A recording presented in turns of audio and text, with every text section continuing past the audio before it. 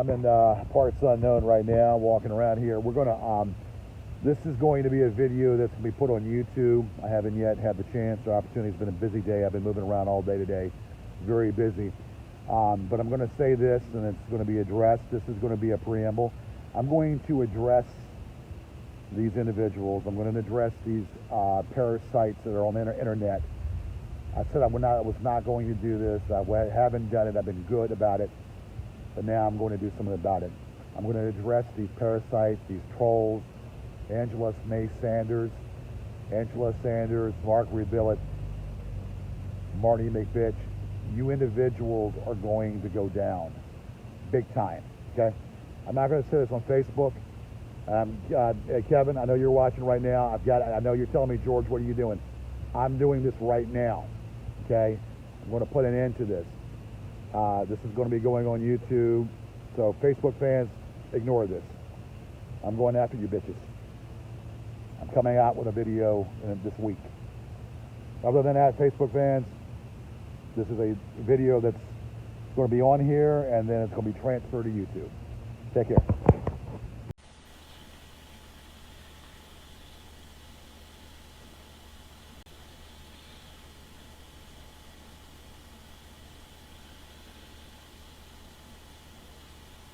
All right, I don't know if we're on live or not because the computer. All right, ladies and whoa, what is going on with this computer here? Ladies and gentlemen, how you doing? This is Gorgeous George. We are on very briefly. I'm going to spend 5 minutes talking about this. I don't know if anybody's looking at watching and is concerned. But just want to touch upon something that's very pertinent, very serious. My book that I spent a year and a half working on, my autobiography that I had worked a year and a half on, was compromised just this past weekend. Somebody that I've entrusted, somebody that has been working with me on the show, was scared and spooked by these imbeciles. Doesn't give this guy any right to be that way. Doesn't give this guy any right to do what he did. Ain't no justification. There's one or two ways this went down. And if you listen to the video, or the previous video that these imbeciles, these son of a bitches put up here, they did an interview with my co-host, Roger. And they did an interview with Roger, and Roger pretty much turned on me. There's no two ways about it. And whether it was intentional, which I think it was very intentional, because I don't think he's all there in the head, or whether it was unintentional, he practically told them how to get to it. So maybe let's play devil's advocate for a moment and say that he didn't have any knowledge or any way of couldn't find the actual book on his computer. Because I had used his book, by the way, or I had used his computer briefly to do some editing. And I told him I need to take it off your computer. And I don't think he did. And my computer was being worked on that week, and I had said distinctly that I need you to go ahead and make sure that this book is off your computer. Please do so, because I was rushed and I couldn't do it myself. So that being said, he never took it off his computer. Now, he couldn't find it, but whether he did it intentionally or unintentionally, it was because of him that these bitches got my book, that I worked diligently for a year and a half on, of my autobiography. A year and a half of my autobiography. So now, the damage is done. These people are threatening. You're not going to threaten me. I'm going to do the threatening. That book, whether you've got it and whether you can dissect it and go through that was, first of all, that was the rough copy of it. It was going to be edited and it was subject to come out here in a few months. That was a rough edit. That's what you do. And then you put everything together and it's situated. And it's with a publishing house, already involved in it. They set it up. And it will be published. The monkey wrench is that these people have pretty much everything. But you think, though, that once the book came out, they would have done it anyway. Everything they would have done that they're doing now, they would have done anyway once the book comes out, or once the book would have come out. At least, though, it would have been out there for everybody to purchase. Now, when they release it, or when they put out the rough draft of my book out there for everyone to see before it's published, that is a crime. It's a felony. It is a felony to try to take someone's material and put it out there and try to extort somebody to pay them when they are, pay them money to try to get it out of their hands. And this is what they did. They had been emailing me with a fake email, making me believe that Roger was trying to extort me. Roger was not extorting me, but Roger made the simple error in trusting these son of a bitches by confiding in them. He made the simple error by trying to confide in them because he was scared shitless and he didn't know any better. But it doesn't give him any excuse. It doesn't give Roger a pass on what he did, because what he did, he threw me under the bus. He threw me under the bus, and these bitches, these fucking malcontents have my book. Fine.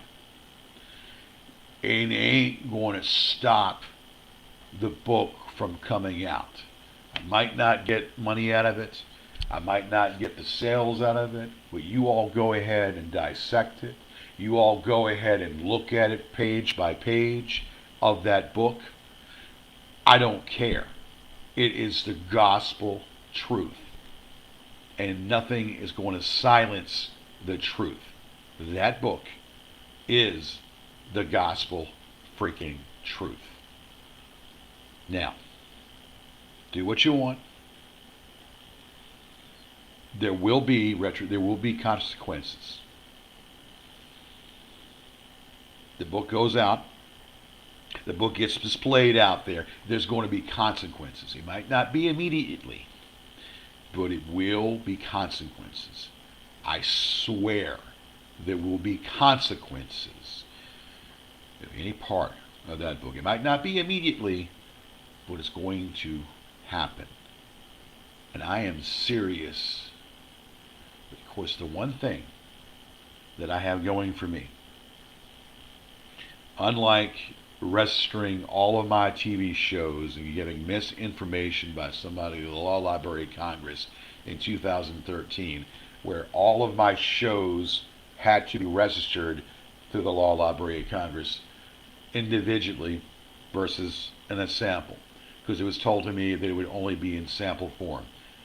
I lost that case in Yarad versus Brennan by a technicality. I lost that case by a few things. And I'm not getting into the perplexion of what I really think happened. I didn't have every show registered. I had some shows registered. I didn't have every show registered. That would have come into a lot of money to do all of that. But this book is protected. What you all will try to do, what you imbeciles will try to do, you're going to fall on your face. You imbeciles try to do anything with this book, or try to do any more that you're trying to do with the book by trying to flip it, you're going to pay a heavy, heavy consequence. There will be consequences. Go ahead and laugh it up. Enjoy it while you can. I'm going to make this work. My book will see the light of day in public format, in book stands, and it will happen. You go ahead, give it your best shot. I know you're going to bastardize it. You're going to read excerpts of it. That's fine. I can change it. I can do some things with it to make it a little bit different. Those things that have happened are things that have happened. It's the true narrative. You can spin it around. You can go ahead and talk about it. That alone, there will be consequences for. That alone, there will be consequences for doing that. But I'm still in the driver's seat. That book will see the light of day. That book will be published. And it ain't a goddamn thing that any fucking troll can do about it. Not a goddamn thing that any fucking troll can do about it. So go suck on that one. Am I upset? Am I angry? You best believe I'm upset and I'm angry. I'm spitting fucking nails. But I'm not taking this sitting down. I will get the last laugh. And beyond the book, I'm going to get some of these people's heads. And I'm going to be kind of like take their heads and put them on a silver platter. Because you now are going to pay. Not just for taking the book. But you're going to pay for defaming me. And that is going to happen. You're going to pay for it. You imbeciles are going to pay royally for what you've done. And Roger, you're done. Done. Finito. Roger, you're done. No discussion. I don't think you intentionally meant to do what you did, but the fact that you did it and you didn't use your brain, there ain't no room for error. Partially my fault for trusting people. This is my problem. The one problem that I have is I trust people a little too much. So I'm going to stop trusting anybody. I'm going to stop doing all that. I'm going to start taking care of number one. Number one is me. I'm going to take care of me and put myself in top priority. This is it. A dastardly deed has been done. My life story has been compromised. But it ain't going to change the end result. That book will be published. And on top of that, this trolling is going to end. It's going to end for the simple reason because I freaking effing said so.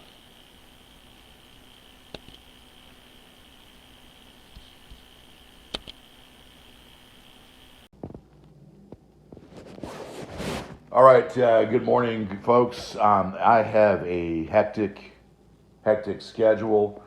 I said I was going to do a video come Sunday. I'm not on any timetable. I'm not on any time schedule. There will be a full video that will be done. I plan on doing that.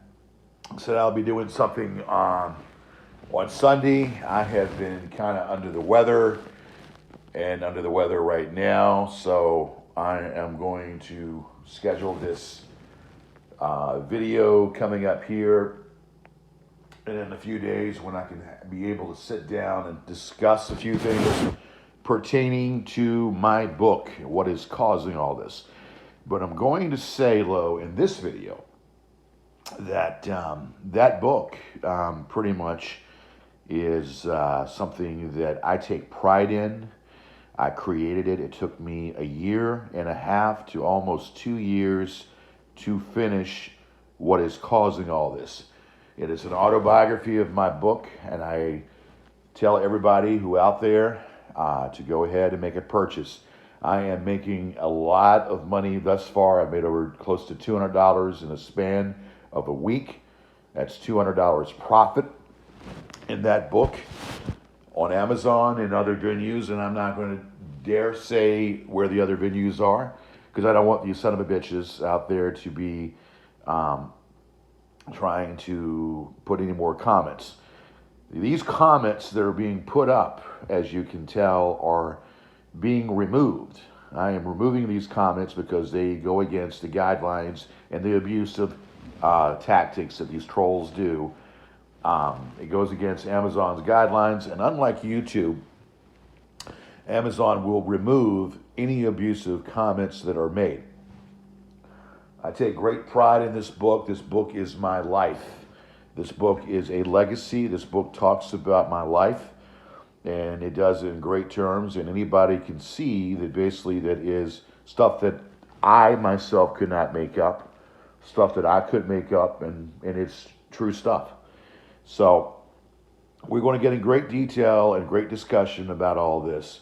And I'm going to say this real fast about Angela. Old Angela, chatty Angela with her big mouth. We're going to get into it. We're going to counter everything that she said, but I'm going to say this in brief. The woman did have sex with me, and for her to deny it is an absolute travesty. The woman had sex with me on 2 different encounters, and she was at my place for Thanksgiving eating well, she didn't actually eat turkey, but she was there with me for Thanksgiving during a snowstorm that we were over at with Money Clip magazine where I used to work at, and she was in my place, okay, and she was in my place, and she was there, and she got the news that her father got killed in a car accident, and that is true. So she can sit there and deny everything that she wants. Let me throw another thing in. When she was a kid, or when not a kid, but when she was pretty much, what she had told me, when she was in a teen, she couldn't speak or talk. They had to put electrodes to her head to see what was wrong with her. Yeah, she does have a lot of mental issues, and it wasn't pronounced. I mean, she's a smart woman, but a lot of psychological mental issues just as well. And yeah, they put electrodes to her head to see why she didn't eat or why she couldn't talk as a teen. And her maiden name is Angela May Bolton. All right, she denied the fact that she had 2 sisters. I don't know why she did. It doesn't really matter. And she had a husband that obviously that could not perform. He was impotent and could not perform sexual activity in the bedroom. These are all things that this Viach had said. And as much as she had real issues, real psychological issues. And I'm sitting back listening to these interviews, and I'm asking myself, you've 3 different encounters now. You've had 2 interviews, and you've gone ahead and dropped information that are half-truths, most misleading lies that you're going about telling these people. And my question to you is, are you that bitter that you have to go ahead and continually run your mouth to these people? Are you that freaking bitter where you not only once, but twice, and then in a secret Q&A, if you want to call it, say stuff that is just to their narrative?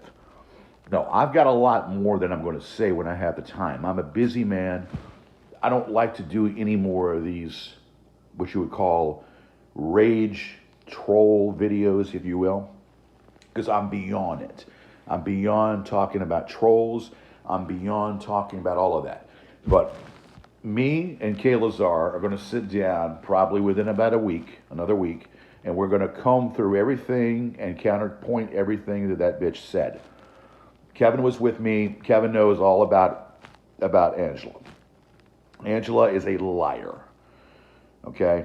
I cared for Jamie, and Jamie, in the book, I talk very highly of Jamie.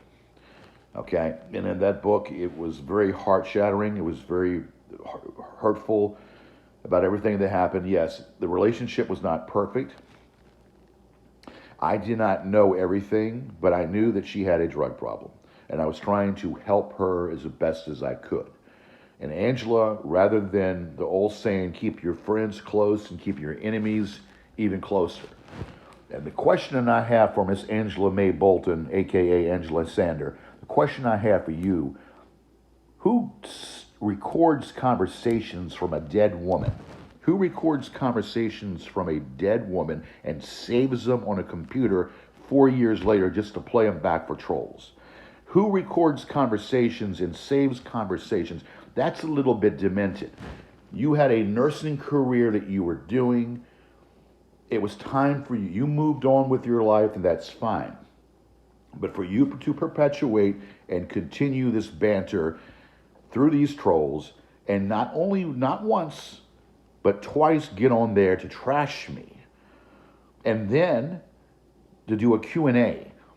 Again, I don't have the complete time this morning to get into great detail, but right now in these 10 minutes, I've already gave you a precursor to what I think and to counterpoint everything this woman has said. And we're going to get into more detail. We're going to counter check and play it and have more time to do it. Again, I don't like to do these videos anymore because it's tiring and it's old. There are more things in life to be concerned with, such as your future and trying to get on and trying to be the best person you can be. I'm also going to say this, Roger Kohler, you are going to, if you keep talking on Discord, you keep running your mouth. I know you're on Discord. I know you're running your mouth. And if you keep on, you're going to be on the other side of a lawsuit. So you best just control your tongue. I don't know what your problem is. You have some kind of psychological problem. You're either autistic. I don't care. There is no reason for you to throw me under the bus the way that you did. No reason at all for you to throw me under the bus the way that you did. And you did. Because you were scared and petrified. What kind of person does that? What kind of person does it? I treated you nice. I give you the opportunity to come on the show, and this is how you pay me back. Compromising my book and giving them my book. It's because of you, it took me longer to finish that book. It was because of you, I had to change a few things in that book. And it's what took longer to get the book published. So, Roger, may you rot in hell. But you keep running your mouth on Discord, because I know about what's going on Discord. You best just put a kibosh to it, because I'm going to put a kibosh to it. Now, I've said a lot in 10 minutes. Gotta go. But in a few days, there will be a video where we'll be getting into great detail. And I want to thank indirectly these trolls. Because I want to thank the trolls, because I have a phenomenal amount of book sales coming off that book. Over $200 in cash net profit in my book in a span of only a week. So thank you, trolls. I can't believe I'm even saying that, but thank you, trolls. And to one Will Marklin, why don't you go eat shit? Eat shit, Will Marklin. You are, dude, I would worry about my life rather than worrying and obsessing over some other man. That's what I don't get about you. You're a 65-year-old man in Hollywood, California, and you're still obsessing over somebody that's your superior. And all these minions that are following me around, these minions that this foreigner has paid, that this Martin Natverol, that's what I'm going to start calling him. Martine Natvarolta, who is paid, these minions that this bitch is paid. Again, if you feel froggy, and I'm talking to these minions, jump. If you feel froggy, just go ahead and jump. Okay? I know what I can do. Okay? I'm not a spring chicken like I used to be. I do have issues. I have arthritis going on, but I'm going under treatment. I'm taking care of it, and I still can throw down. So you punks, you got feel froggy, you come up to me and approach me, and you might not be standing upright.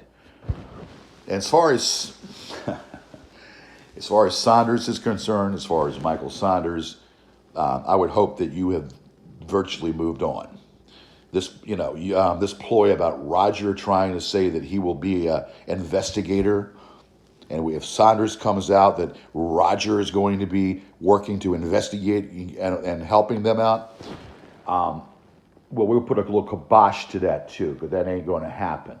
See, I know exactly what's going on in Discord.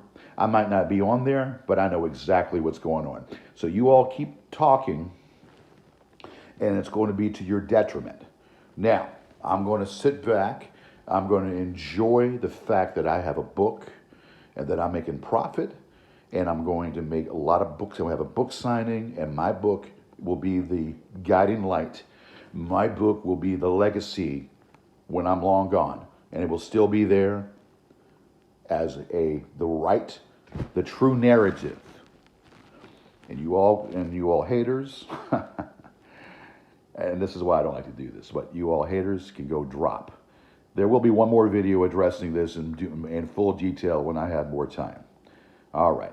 And to the people out there that actually bought the book, that are through the trolls, but that actually have bought the book, I appreciate it. And the trolls and the people that actually have bought the book, lurkers who bought the book, thank you. Thank you for buying the book. I hope you enjoy the book. It's my life. And I take pride in that book. It was a labor of love, and I worked very hard in that book. As far as the GGS show is concerned, the GGS show is going on a hiatus. GGS show, I have not retired. I will be back at my own venue. And Gilbert Godfrey, thank you, Gilbert Godfrey. I appreciate it. And need I say more? There will be another video coming up. I'm knocking down that negative bank account video, that channel. I've already knocked down a few channels. I've already knocked down a few of those videos already there, Mark Rebillet. And Mark Rebillet in Manhattan, New York. I'm going to knock down that channel if it's the last thing I do. Best believe that. Everybody else, sit back and watch. Keep stroking off your eye candy. And hey, gotta go. More to come soon. All right, folks. I've been meaning to do this for a while. I'm not going to spend more than 30 minutes on this. It might take me a little bit longer to do this, but I'm not going to spend more than 30 minutes on doing this. I'm going to nip this in the bud. Should have nipped this in the bud a little bit long time ago, but I'm going to nip it in the bud right now. There was a so-called Q&A back in a few months ago from this disgruntled woman named Angela May Bolton, Angela Sander, aka Angela May Bolton. This woman ran her mouth not once, not twice, but 3 different occasions she ran her mouth. And she made some comments, very hideous comments about me, very biased, very distorted, and very just out there. And I really don't want to regurgitate this because I have been not wanting to do this, but it needs to be done. And I want it to the sound bite of where this mofo, this vile piece of shit, says that I'm not going to be able to, or do not have the book, and the book is still not published. And we're going to get to that, and I'm going to go through it. I'm not going to take this much. He said, but the person that was doing the interview Mr. Will Marklin had the audacity to say, well, he still hasn't published the book, or the book hasn't been published. You are a wrong son of a bitch, is what you are. You are a wrong, disturbed motherfucking son of a bitch. Because right here, as you can clearly see, is my life's work, is my story to correct narrative. And as much as you all have done to try to block it, you haven't blocked it, because I have copies of it, and it's been dispersed around. You blocked it, or and it interfered with it by trying to compromise or take it from somebody who had access to it, which we're going to talk about that person here in a little bit. But for now, we're going to concentrate on Angela, something that should have been done months ago and something that I said that I was going to do. And when I say that I'm going to do something, you can take and bank the farm on it, that I am going to do something.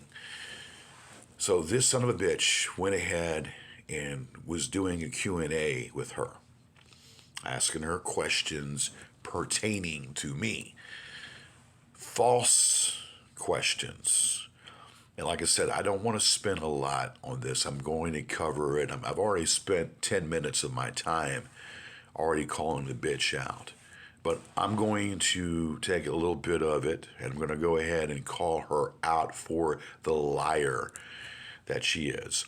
And by the way, Mr. Will Marklin, you wannabe actor, you non-speaking baboon. You non-speaking baboon piece of shit. Piece of utter shit. You see this, motherfucker? You see this? That is the book with an ISBN number on the back that tells the people that it's been published.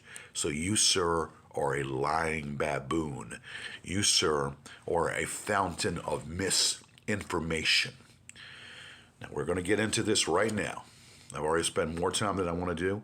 We're going to try to cap this to 30 minutes. If it goes over that, we're not going to spend a lot of time. But I want to play back some of this hideous BS and correct some of the stuff that's been said that's inaccurate. And welcome to episode 8 of the True Narrative Podcast. I'm your host, winner of the Academy Award for Best Non-Speaking Role, Will Marklin. Today we are joined again by Angela. Thank you for coming back on the podcast, Angela. Oh, you're welcome. We had some voicemails that Angela was very generous enough to provide to the goons, and those were uploaded earlier this week. So there was some talk in there that George brought up many different things. Some things seemed a little odd, or when taken out of context, I guess. So Angela, I was just going to get your. Let me say this. What person records conversations free willy-nilly and holds onto them years later? Who does that? If the person is disturbed or maniacal or just downright out has issues, who takes phone conversations and saves these conversations years later and decides to go ahead, who was an alleged confidant, an alleged person that was a friend of mine, decides, knowing the situation of how I have been trolled, how I have been attacked by these bitches, goes ahead and thinks it's a good thing to do to give the opposition recordings of just bizarre stuff and recordings of a woman who's deceased. Who in their right mind records conversations, especially of a deceased woman, and holds on to them? If that's not disturbing and kind of just crazy, I don't know what the hell is. But yeah, that's a good question that I have put out there. Let's continue with this BS. Take on some of the things that George was either talking about or doing in the voicemail that might need some clarification. At one point, George is demanding $100 from you for his car payment. Was George demanding money for one thing or another a constant occurrence when you guys were talking? It was for a long time, and then I eventually stopped. I tried to stop helping him because he became. Let's. This is going to take longer than 30 minutes. Obviously, this is going to take longer than 30 minutes, but I'm going to have to. I was in 2009 when I met you. You bought. Well, let's go about knowing and describing the time when I met you and how I met you. I had a DVD box set that I was selling online of my shows, random shows of my show. And you had purchased the box set of the DVD set of my show. We talked a few times on the phone. You told me elaborate stories about yourself. I had just was going through, back in 2009, the beginning of 2009, I was going through a lot of financial problems. You offered to help me with some of the stuff that was going on. You offered to help me. But let me continue with this. Too demanding. It became like it was almost like something that he acted like I owed him. Like I owed him to pay his car, give him $100 so he could pay his car payment. So. And first of all, I didn't come out and ask for anything from you. I didn't ask for anything from you. You had told me at the time. You said, George, you said, I see that you're going through a lot of, financial difficulty. I have some dolls that we can sell on eBay to help you. So you did a kind gesture, a kind thing. A lot of things you did at the beginning were nice and kind. You do this on your own. You told me that let me help you. So you sold we took some of your dolls and we sold them on eBay to help me. And it was a great thing you did. It was a nice thing that you did, a good gesture. I didn't ask for anything. You offered. This thing to work. It took a long time, but I eventually stopped giving him money. Yes. So what did George expect? I mean, you were doing other things for George at this time, I assume, right? Like helping him. He seemed to say that you were constantly looking up people's information for him, or doing a background check on so and so, or were you just seemed like kind of like the errand girl for him? If he needed something, he'd call you and then expect you to do it, and of course, he doesn't give any thanks or appreciation for those actions. Yeah, I didn't do any background checks, like run anybody's name through any kind of like search engine. I mean, like some kind of people finders or something like that. But yeah, he was constantly wanting me to monitor what was going on online and let him know. And yeah, he was very demanding. It was like he expected me to, like I didn't have a life. You did not have a life because you weren't working. You were not working at the time. You were living with you were living off of your husband, and I believe you have eventually divorced this character that you were married to, the impotent guy that you were married to, Sean Sander. I believe you have eventually, if I'm not mistaken, have had a divorce from him. I could be wrong about that. I need to double check that out. But you were living and you were always bitching and complaining about his mother and how the way his mother was treating you, and because you didn't have any money, and how you were trying that you didn't do anything, and how you spent a lot of time on the internet just lurking around. So yeah, I don't think you're making a lot of sense. You're kind of talking on both sides. You're not telling the true story. You're not telling the true narrative, if you will. To do his errands for him. George gets really mad at one point, and he claims that you didn't come down, so he, quote, doesn't give a fuck about you.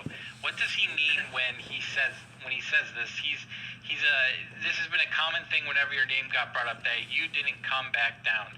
So is he just asking for you to come have sex with him? if so, was that a refusal to make? Did that make him even more angry because not only was he being denied sex but also being rejected at the same time? What was the background on when he says that? What is he really saying? I only came down there once. I never had sex with him. That is a lie. That is a bold face lie.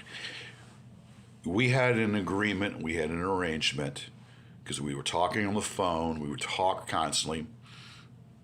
For what it's worth, you and I spoke practically every day on the phone. And I said, why don't you come on down, let's meet. And you were enamored and you told me, well, yeah, I'm going to come down and meet you. I said, but no, but is that going to be a problem with your husband? He said, oh, my husband doesn't, I'm not worried about what my husband thinks. I kind of do my own thing. So you came down voluntarily, okay? And you got a hotel room near the airport in Richmond, and we screwed like rabbits. We had sex many a time. Many to the first time you were here, not to mention the other times you came down here. In total of 3 to 4 different times that you've been here. 4 different times you've been here, each time we had sex. So that's a bold-faced lie on your part. He wanted me to come back down, and it's basically just a waste of my time. But whenever I didn't answer the phone, he would leave a ton of voicemails. Pick your phone up. Pick your phone up. I'm going to do this or that to you. Those voicemails that I sent to you, those are just a few. I didn't record all of them. And some of them I still have. They're kind of redundant, so I didn't send you all of them. But he's basically, when I started recording those, it was because he's saying you're not coming down because of that coffee shop. He wanted to buy that coffee shop, and I wanted to talk to Clay, the owner. He gave me a bogus telephone number for Clay. No. He kept saying, oh, you're going to mess it up. Acting like I didn't have the right to talk to the owner when it was my money, basically. That's how we would. You went ahead and you and I had spoke about doing this adventure. I told you that, I went through my money. I went in 2009, I kind of went through my money. You and I had agreed that I would be running the operation because I have a business mind and a business, the J. Sargent Reynolds. I took business administration. Later, she's going to deny the fact that I ever went to college, which how in the hell would you know ever if I went to college or didn't go to college? I went to J. Sargent Reynolds for 2 years, community college, and I took broadcast communications and Dale Carnegie School of Public Broadcasting, and I also took, well, that's a separate course, Dale Carnegie School of Public Broadcasting, and I took business administration, and it's in the book too of what's causing all this. But getting back to that, the situation with the coffee house was a go in the beginning. Everything was fine and wonderful until the Clay character had changed his mind and he wanted to be hands-on and change the terms where he would sell us another one in a area that would be not that great. Now, mind you, the area of where the coffee house was at was already an established area. And one thing in the course of business you do, that if you already have a foundation, even though it was doing a lot of the VCU kids, it would service a lot of the kids, and it was kind of in a questionable area, but it was still serviceable. Money was coming in, it was the basic foundation. We weren't going to go into another storefront and another foundation. My admission was that we wanted to be able to go and take over the business and pay what was accordingly the amount that he had questioned. And I don't remember the figures, but then he went up on the rate, and he was then trying to saying that he's going to have inventive interest in the coffee, and he would, do the coffee grinds. And I had the coffee. I am a coffee connoisseur because I love Starbucks, of course, we know that.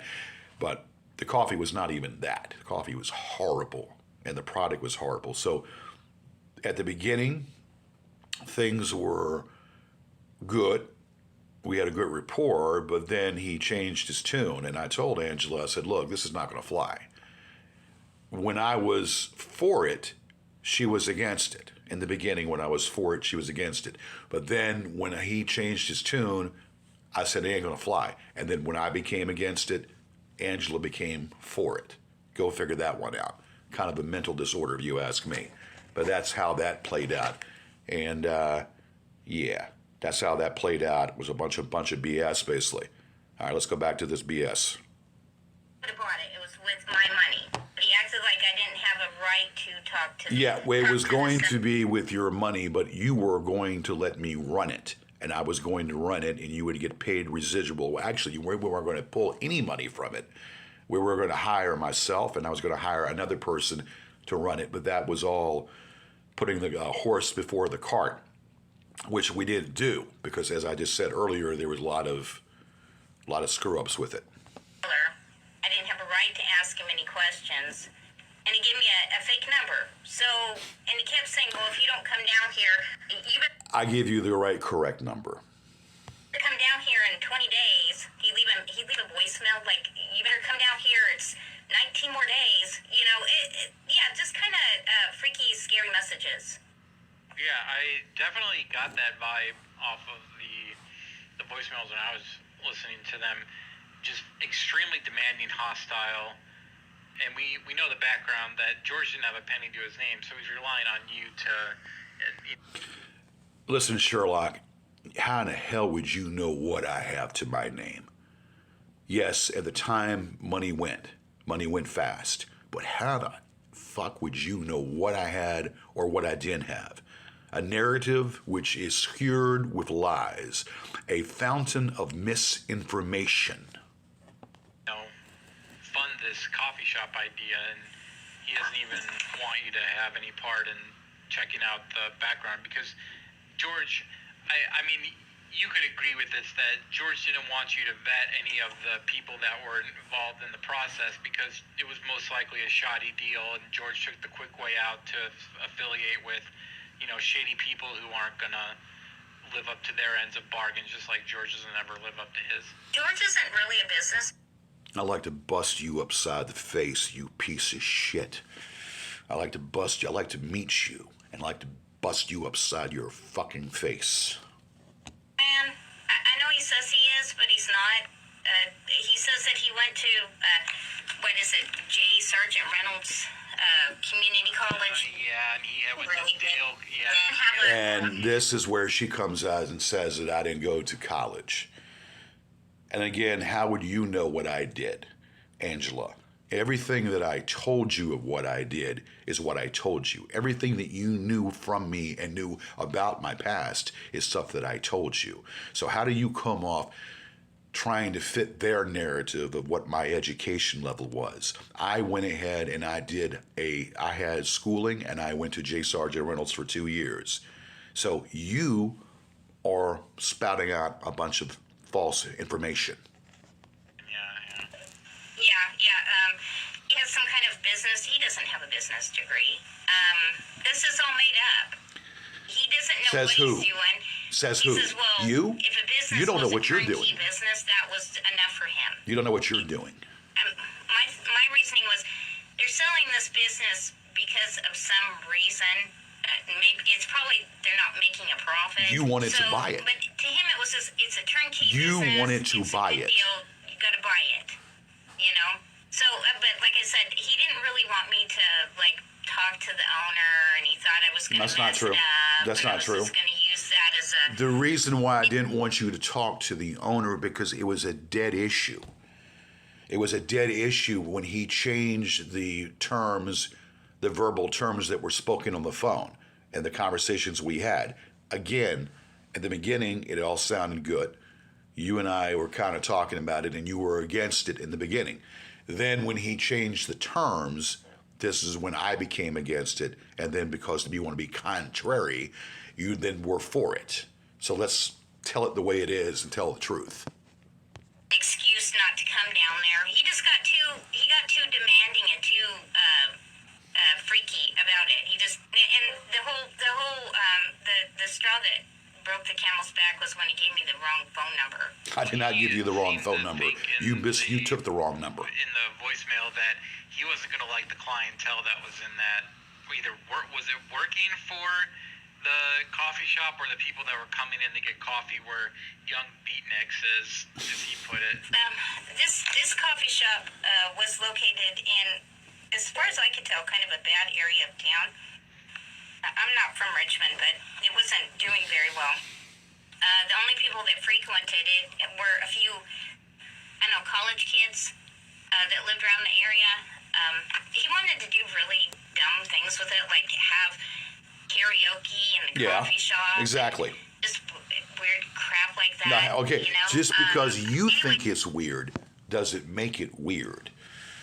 Karaoke is loved. People love karaoke, or people don't. There are a few people that don't like it, but people that when they're in an atmosphere, in a bar atmosphere, or when they're in a coffee house, there have been several coffee houses that here locally that used to do karaoke. Karaoke is something that people can get into and enjoy doing, as whether they're drunk or whether they can sing or not. They're involved in it, so people do like it. So I don't know what you're talking about. You again don't know what you're talking about, just because you don't do it or never heard of it or don't like it. But then again, that's you. So that coffee shop wasn't doing too well, and pretty much the only people that frequent it were a few kids that lived around it, college age kids. How did George plan to flip the coffee shop to make it successful where the previous owner had failed? Did he have any kind of plan to do that? No, not really. Maybe having karaoke in it. Yes, I did have plans to. We were going to keep the status quo, and then we were going to add light lunch fares with the coffee. What he was doing, and we were also going to get a bar license. The place did not have a bar license.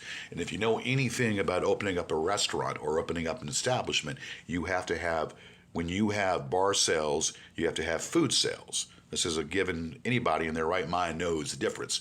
Alcohol being served, you have to serve also a certain amount of food to be served with alcohol. This is already common knowledge. He was going to do that. It was just serving coffee. I thought, like, we're going to do beer and wine and beer. Yeah, beer and wine only, without doing the mixed beverages and whatnot within the establishment. This was something that was already in play. And this is where you would get the bar crowd. This is where you would get people to do karaoke. Light lunch fares during the day, breakfast, light lunch, and then light dinner fares as well. That was the general plan of doing that. But then again, this is what you run into with people that don't know what they're talking about. There was a plan that I had for this. That was his big plan, to have karaoke in that. It was more than that. Coffee shop. More than that. Which to me, I'm not from the East Coast. I'm from the West Coast, so we don't have karaoke in coffee shops. Well, it wasn't just a coffee shop. That I've ever seen. It was going to be beer and wine. Yeah, You in the idiot. times that I met with, movie directors and stuff, people Movie directors. Listen to this asshole right here. Big movie directors, North huh? Hollywood. We've met in plenty of coffee shops, and I've never seen a coffee shop that has karaoke. Maybe some bars I've been to. Again, dude, it was a concept of beer and wine with coffee. So what you don't know, obviously you don't have a clue. We were going to serve beer and wine with the coffee along with food. Yeah, obviously you don't get that. You're stupid. Karaoke, but never. Most people, go to coffee shops to study or to do some work or just relax and read. They don't want terrible singing going on in the background. Yeah, just like you said, George doesn't have any business sense. That would be a bad business decision to do that. Yeah. Do you have any previous insight into the voicemail about Jamie going to the hospital or Gigi finding her on the side of the road or found? All right, now we're going to get into some stuff that should have never been discussed. And this is what pisses me off with Miss Angela. She decides to go ahead and tell a tainted story of what she thought. Again, Angela did not live here through the time of me dating Jamie. Angela decided to become friends with Jamie to get closer to her. The old adage is, keep your friends close and keep your enemies even closer. She was trying to cause a wedge in between me and Jamie. Jamie was no angel. Jamie was no angel. There were things that she did, obviously, when she was doing what she was doing. But Angela did not help the situation whatsoever. And this stuff is my personal business, and this shit should have never been said by Angela. Angela's doing this over bitter prunes, out of a scornful bitch that she is, trying to make up stories. Let's go to it right now. And I gotta resurface this damn thing. I'm playing this on a phone. It keeps cutting me off here, so we're gonna try this again. There we go. Did he find her on the side of the road, or did she get arrested? Jamie, I can't remember. She was always in and out of the hospital, is from what I gather. I think she had something wrong with her liver. I'm not sure if it was. I think she told me that it was hepatitis. She had hepatitis. And she was having some kind of liver failure. How would you know? No. I'm gonna. No, she did not have hepatitis. You're wrong on that. It's a really a sickly person. Anyway, so no, that voice.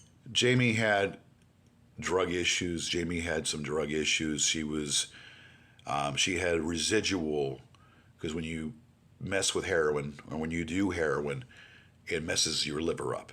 It does eventually mess your liver up, and she had a residual effect with that. She did not have hepatitis. That's where you're totally off base. No, now, are you talking about the one where she's sleeping on the sidewalk? Yes. Oh, okay. Yeah, she's sleeping on the sidewalk, and George is coming back and forth from his car, talking on the phone. He's not sure what. All right, what you're hearing right now is a bunch of rubbish. This stuff should have never been aired and never been said. This is where this bitch comes out and makes up a story. This bitch makes up this whole story, which she thought that she was laying on the floor. Anyway, this bitch, this is where she was out of line by even doing this, that being Angela. She has no business airing this, or no business to make up a story. That's defamation, if you want to get technical. And I could come after you full throttle here, you bitch. You talking to these people after you knew the hell that I went through and made comments about these people before, and you decided you think it was made sense to talk to these people just to get back at me for being scornful and felt like you were being scornful or whatever. Who in the hell does that? Who in the hell does that to somebody that is a friend? Do about it. Yeah, I know. Yeah, he wasn't sure what to do, so he had to call me. Yeah. She all made up. Was high on heroin, and so this story she would is get made up. Her drugs right from this story right here is made up. The place that she previously lived at downtown Richmond. It's called 400 Grace Street or Grace Place Apartments. And George would take her there, and he would tell me that she was buying Suboxone there. But, I mean, and she might have, at the beginning, it soon became apparent to me just the way she was acting that she was high.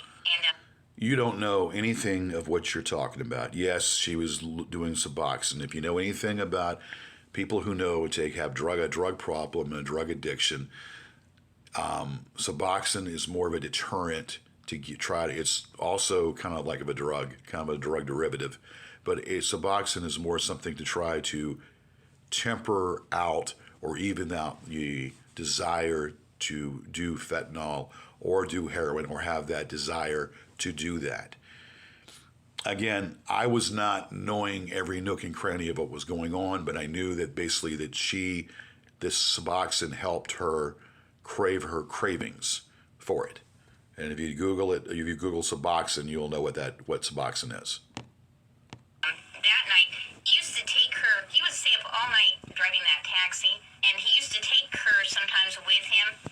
He had rent her to 400 Gray Street and gave her which is none of your business. For, heroin. She got high. No. And then she would.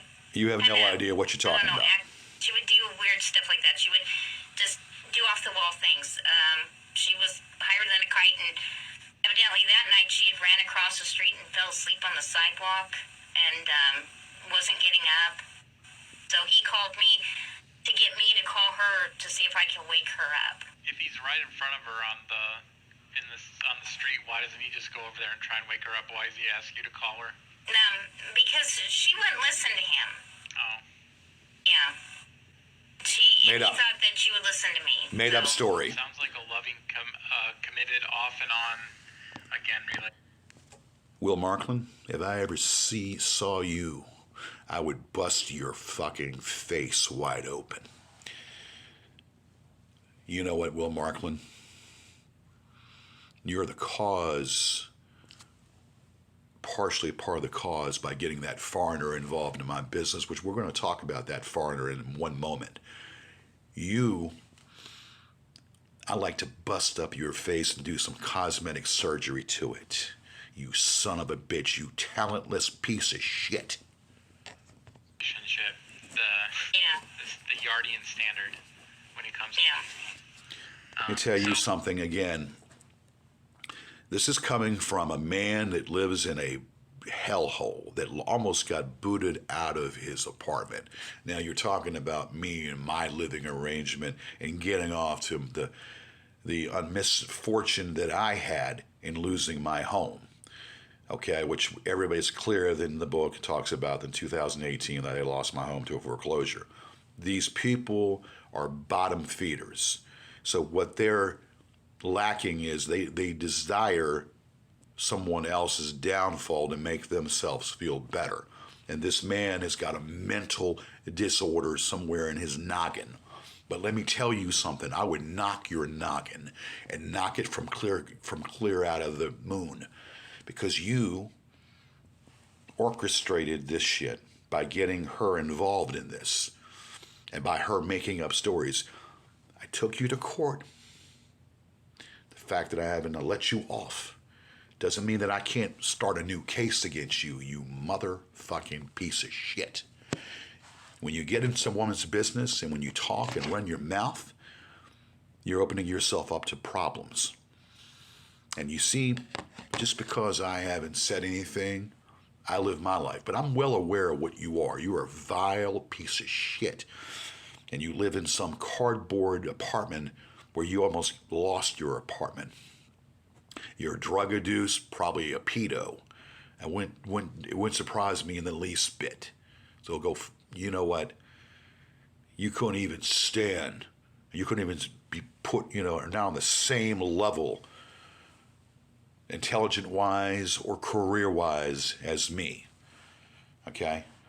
Yeah, granted, I've been to Hollywood, but but what I do is something that I've been doing for a long time. You are dull and boring, and you couldn't even carry a public access show because you're just a maniacal piece of shit. Is what you are.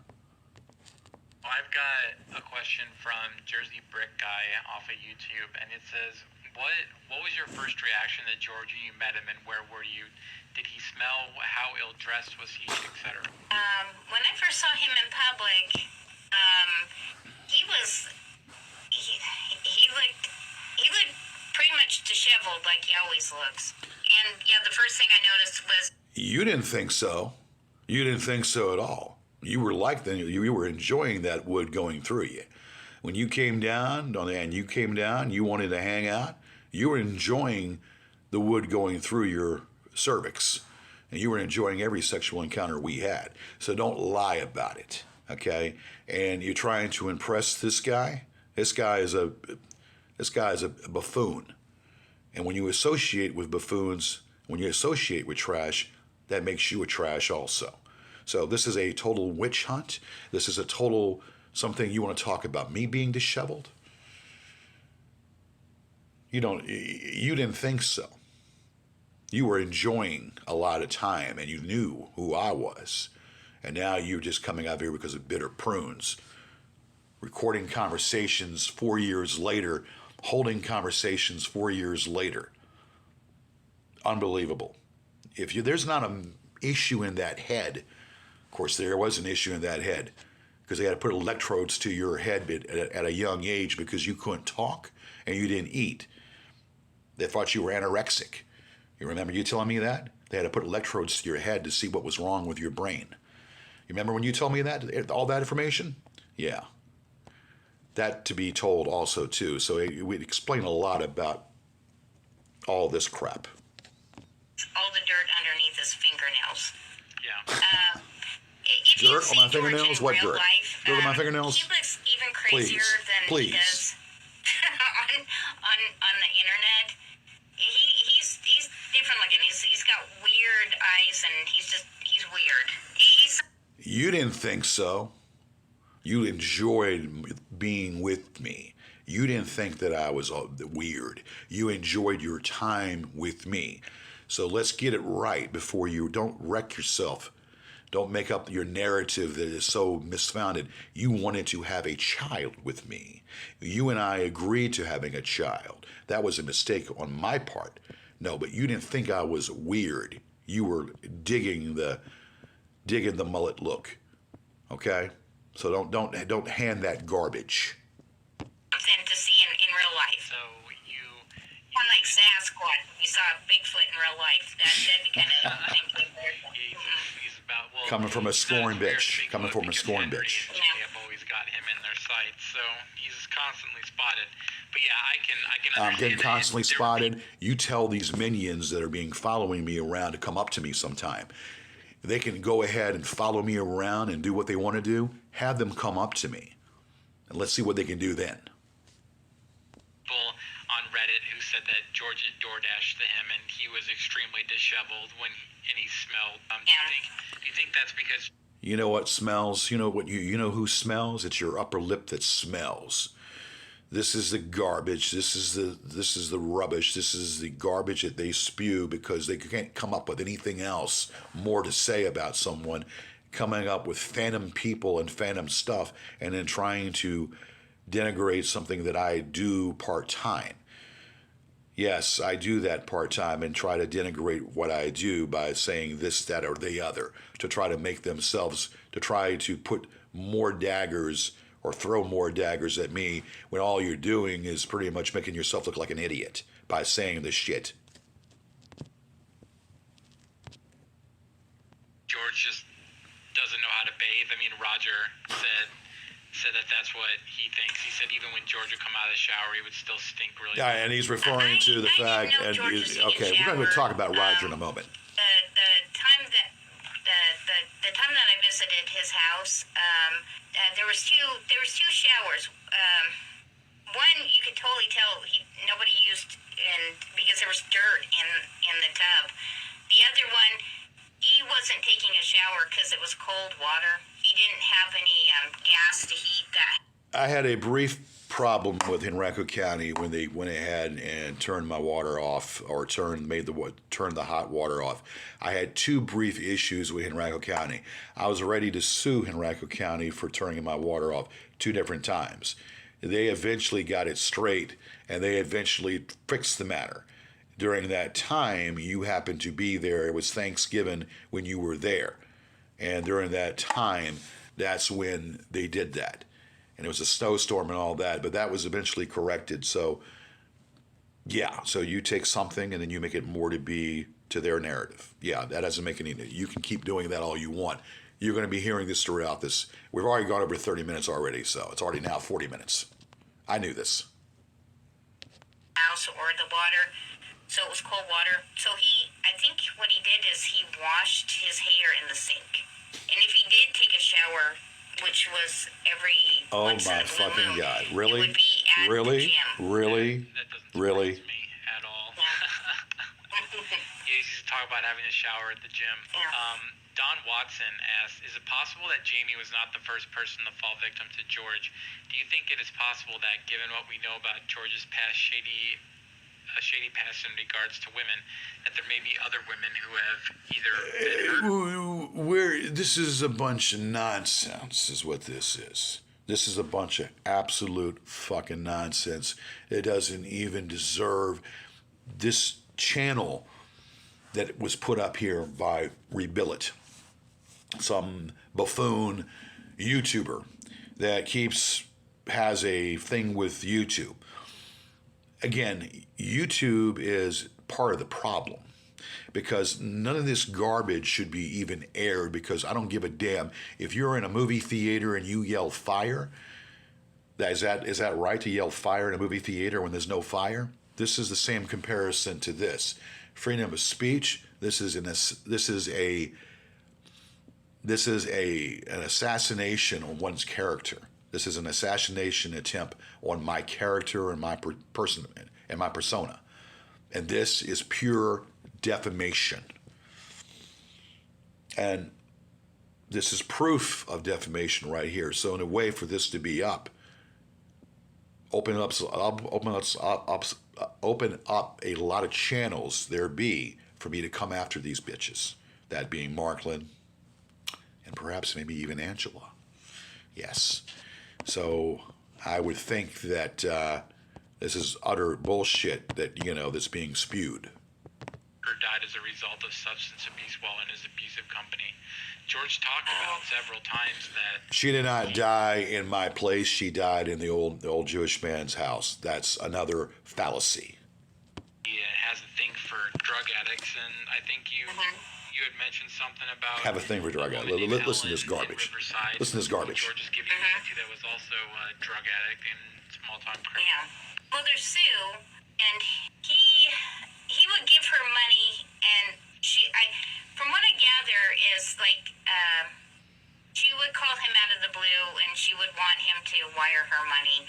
So he would wire her money, and she probably bought drugs with it, I'm assuming, since she was a meth addict. Then there was the woman in jail, or Riverside.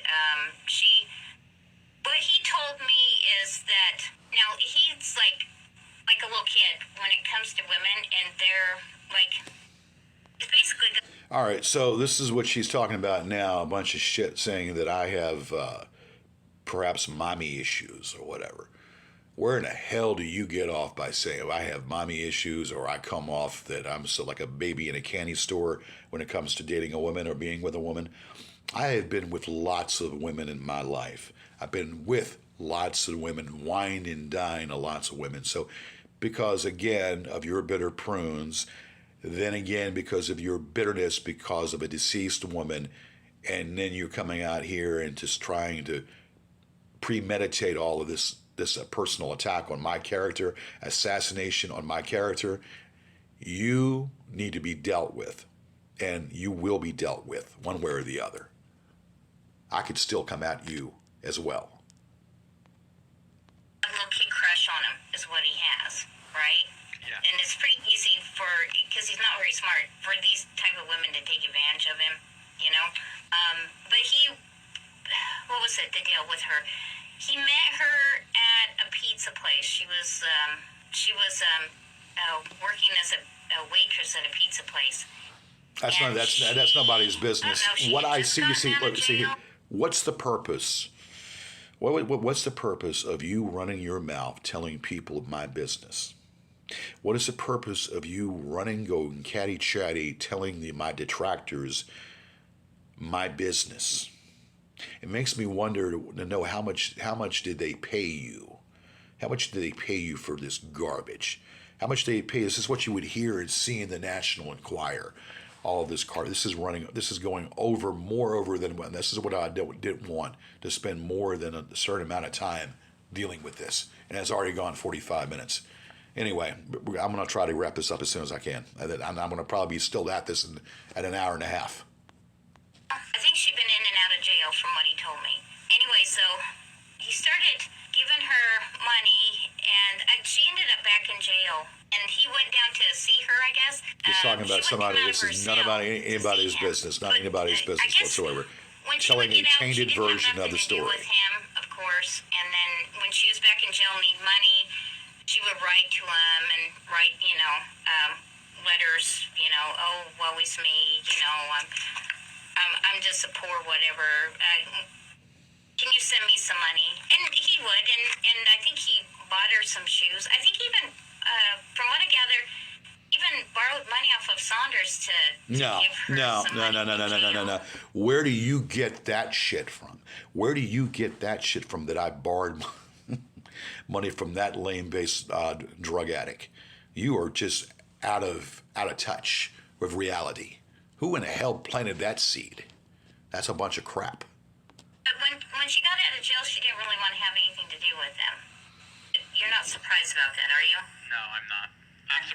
This is what she's making a reference to, a woman that was a user and had used me. So yes, she's talking about something, but she's adding in a lot of fillers that don't belong there. She's changing the narrative, and the narrative is not accurate whatsoever. There is a woman that took advantage of me. I helped her and took advantage of me, and I closed it up real fast. Then she's talking about Sue in Vegas and whatnot. Sue was a user as well. Okay, but one thing that I talk about this in the book. 9 years of dealing with this woman Sue, thinking that she had some good in her, when in all actuality she was just a user, and she's talking about this, and then she's making a big stink about, my relations with women. And this woman, again, is only doing this because of being scornful and being bitter upon my feelings toward another woman that's deceased, which is pretty sad. Pretty sad, to say the least. Right, yeah, it doesn't surprise me that someone used George for money and then wanted nothing to do with them after the money pit dried up. Yeah. Did you ever have any interaction with Sue? Oddly enough, I did. I had, when I first met George, he had told me, now I did not know how bad of a character she was, right? And I did not know how bad of a character he was. So he makes it sound like, it's just like I don't know what, like some kind of Romeo Juliet type of love, then they can't be together because of some biker bozo and this or that, And he was, he had her phone number because she had just asked for money from him. And he went down there or something and I guess she couldn't spend any time with him. He went all the way down there. Yeah, she basically just kind of flaked him off, and he was pissed about it. But he had her phone number, and so he was calling her and texting her and this or that. And he likes to get his friends to intervene in these stupid romances, right? Like, can you talk to her and reason with? Sue was a dancer, like I said, that I met in Las Vegas back in 1999. It's in the book. If I could do it all over again, I would have had nothing to do with that woman. Sue was I don't know. I fell for Sue because she was very beautiful woman. But I made the mistake for putting my life on hold for 9 years trying to help her out, and that was a mistake on my part. And if I had to do it all over again, I would have closed that chapter long ago. That was a dreadful mistake on my part, but I learned from that. And again, there's no purpose of regurgitating that on here. And, at the time I didn't really know what I was getting into. And so he was like, oh, can you call Sue at Who's Dunes and just tell her what a great guy You volunteered to do that yourself. You volunteered to do that yourself. I did. I tried to. You did. I called there. You did it on your own volition. She was like, on your own volition. don't. When she heard that when I told her I was calling for George, she was pissed, and she's like, oh, he's a stalker, and he's got stalking charges, and then I don't want to hear from him, and she slammed the phone, hung the phone up on me. Mm-hmm. So, yeah, that was pretty much my only interaction with her. What year was that? Was that 2009? Yeah, that was about 2009. Did George go into detail about the whole situation where he reunited Sue's daughter with her, and they both Which I did. or something like that? Which I did. That was a big. That was. He didn't reunite her daughter. All right, she's about ready to make a lie and say a lie. about the situation. She's going to say that I made up a fake account. And see, this is killing brain cells. That I made up a fake Sue account on Facebook to attract the family to come out, which is a lie. I was talking to Sue's son, and Sue's son had told me that basically that he's disowned his mother. His mother has disowned him, and she is a user and an abuser, and blah blah blah blah. Then the daughter, who I met back in '99, who was 4 years old, sweet little girl, she got in contact with me via Facebook. It has nothing to do with this rubbish she's about ready to talk about right now. I tried my best to reunite the daughter and the mother, and I did. And then the mother had badmouthed me to the daughter, and the daughter turned on me for whatever reason, but she believed what her mother said, and that's fine. She can believe whatever her mother said. That's fine. But what this crap is being spewed right now is that I made up a fake account, which is not even worth talking about. You got to play a little bit of this, and I'm going to fast forward it. Sue's daughter with her intentionally. That was by total accident. And like, from what I know of the situation, is that the daughter hadn't talked to Sue in a long time. And both the daughter and the son thought that she was dead for some reason. I talked to the son, like I said, on the phone. I talked to the son, like I said, on the phone. So, I don't know why she would let her. And let's bring up this part right here, because I'm going to fast forward this, because this is taking way too long already here. It's almost an hour now. And I'm going to cut this in. I want to probably cut this in two parts. There's less than the time here. The situation with Angela. Angela said what? Would anybody that I dated, of course, she came down here 4 different times, and then she stopped coming down here. So after 4 times of us hanging out, when she coming down here, she stopped cold turkey from coming down here. That's fine. But when we were more like casual friends, or we were friends because I confided in her in a lot of stuff, and she went ahead and decided to, any time I brought up a woman's name, oh, she must be a whore, or she must be this, that, or the other. She didn't think that I could get a woman on my own for whatever reason. Of course, the woman had to be a whore in her mind. So, yet her sister, Donna, who was a whore that lived in Oregon, and she goes in and talks about this. Her sister, Donna, who was shacked up with this guy, who would trick and do this, that, and the other. And of course, in Oregon, Portland, Oregon, there's a lot of stuff that goes on. All stuff goes on up there. And yet she was telling me how dismayed that she was with her sister, her half-sister, and how she was doing things that she couldn't be around her. So before you throw stones at people that I've been with, look at your own sister there, woman, and go for that angle. And then she would hide the identity of another sister that she mentioned to me by the name of Sheila. And Sheila was another sister, but then she didn't start saying that she didn't have a sister. This woman has mental disorder. And I'm going to play a few more things pertaining to this, and we're going to get to another topic here. Well, I got to play a little bit more. It's not even half over yet. That she was dead. That sounds pretty awful. But anyways, George had made like a Facebook account. I can't. With her name on Let's it, go fastest. The girl, hey, that George is a stalker. Don't have anything more to do with him. So the girl told him off, and basically. No, that was because of what the mother said, and the mother was not. It was no prize. The mother was not made up the story because of her drug issue. Sue was a horrible person, and I should have moved on from her after the first year. For him, and from what I saw, because I googled her name, she's kind of a fairly attractive woman, I guess. I was surprised she exists, and to go down there and see his mom until it was her funeral. He never did go and visit his mom or his stepdad until she died. That is a lie, and you know it's a lie.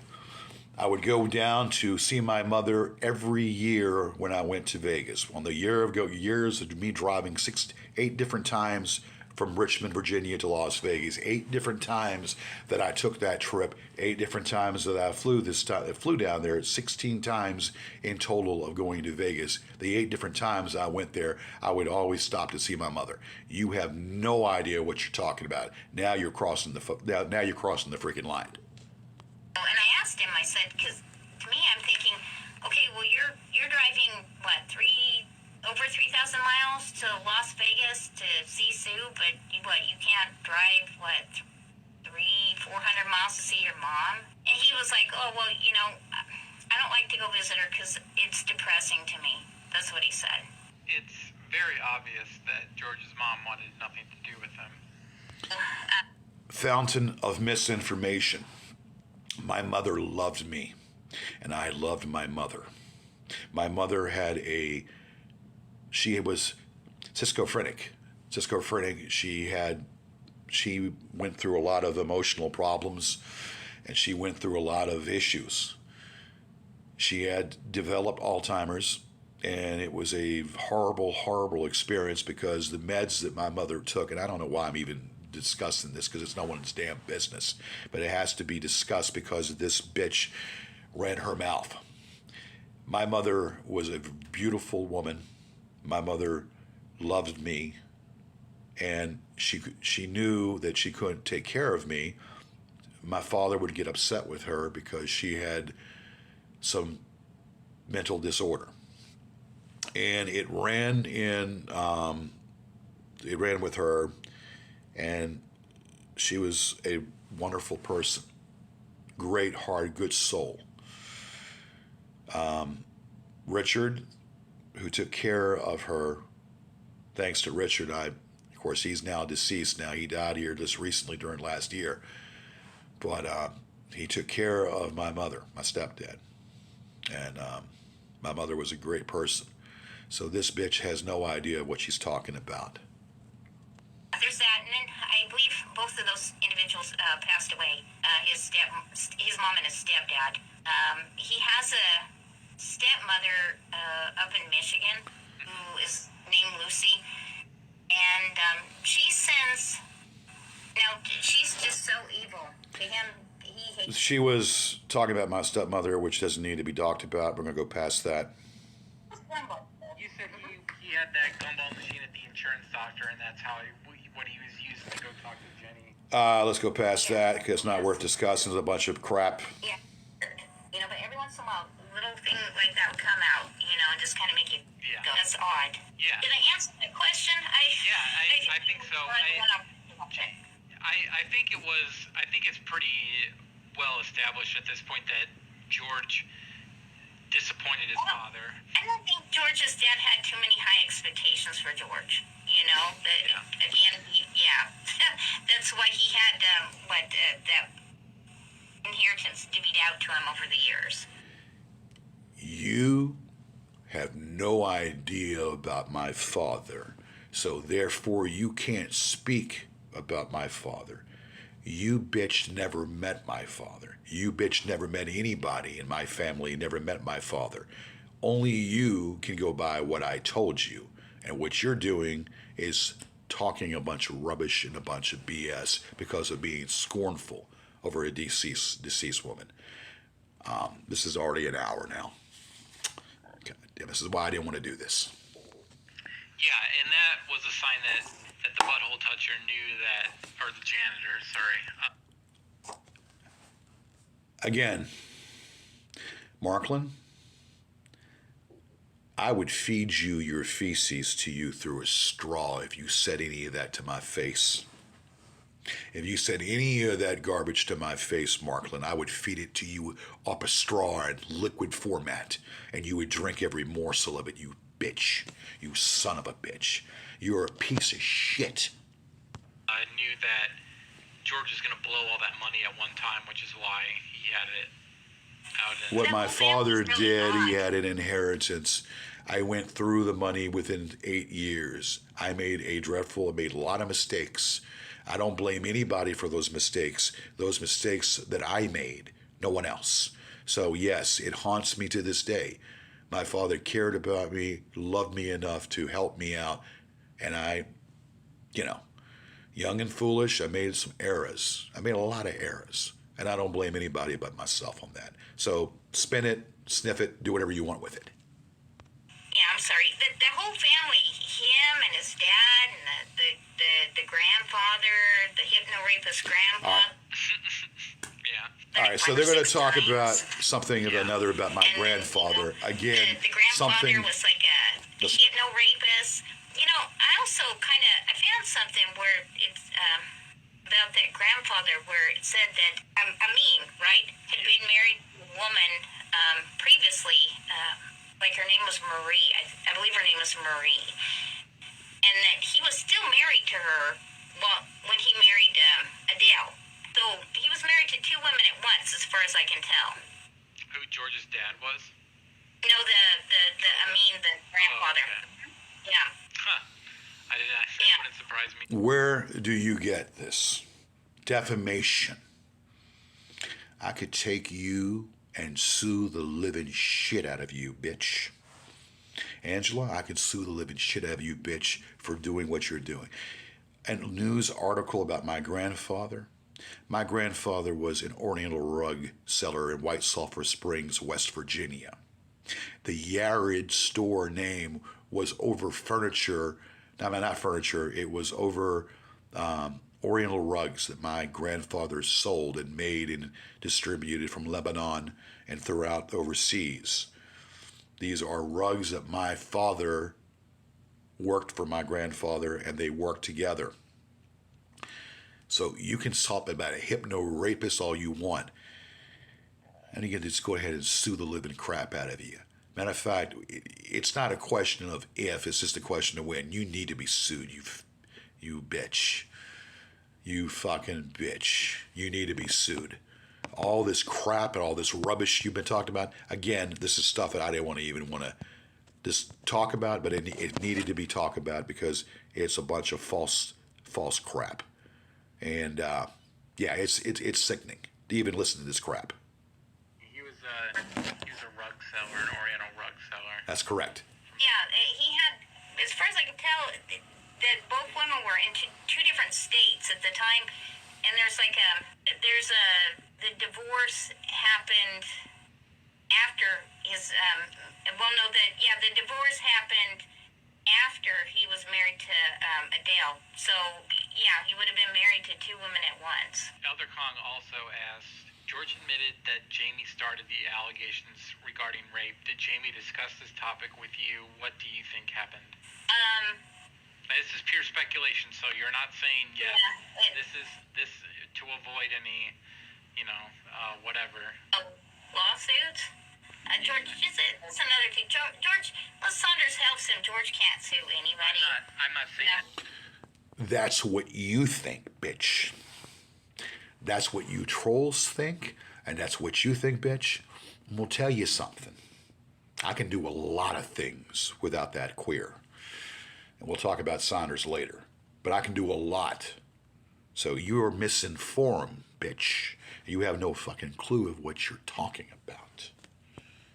I don't know how some people might not guy I'm afraid of. So I'm not afraid of George at all. I'm just being afraid. Yeah, you're not afraid of me at all? Oh, you were really afraid because of Saunders talking me out to releasing that lawsuit. And you didn't have that help.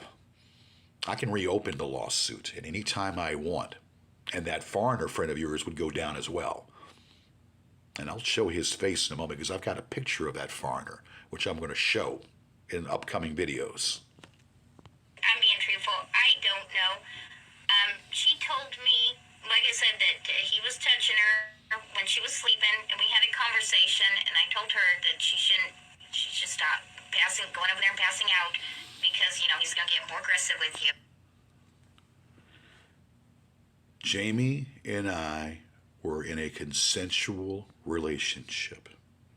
That's all anybody needs to fucking know. Angela, you were told what I wanted to tell you. What Jamie and I did was none of your goddamn business. Okay? None of your effing business. What you know and what you're spewing is stuff that was told to you because you weren't living here. And you were so damn jealous of the fact that I was with another woman. This is why you spew with the garbage you're spewing right now. Let's get the story straight.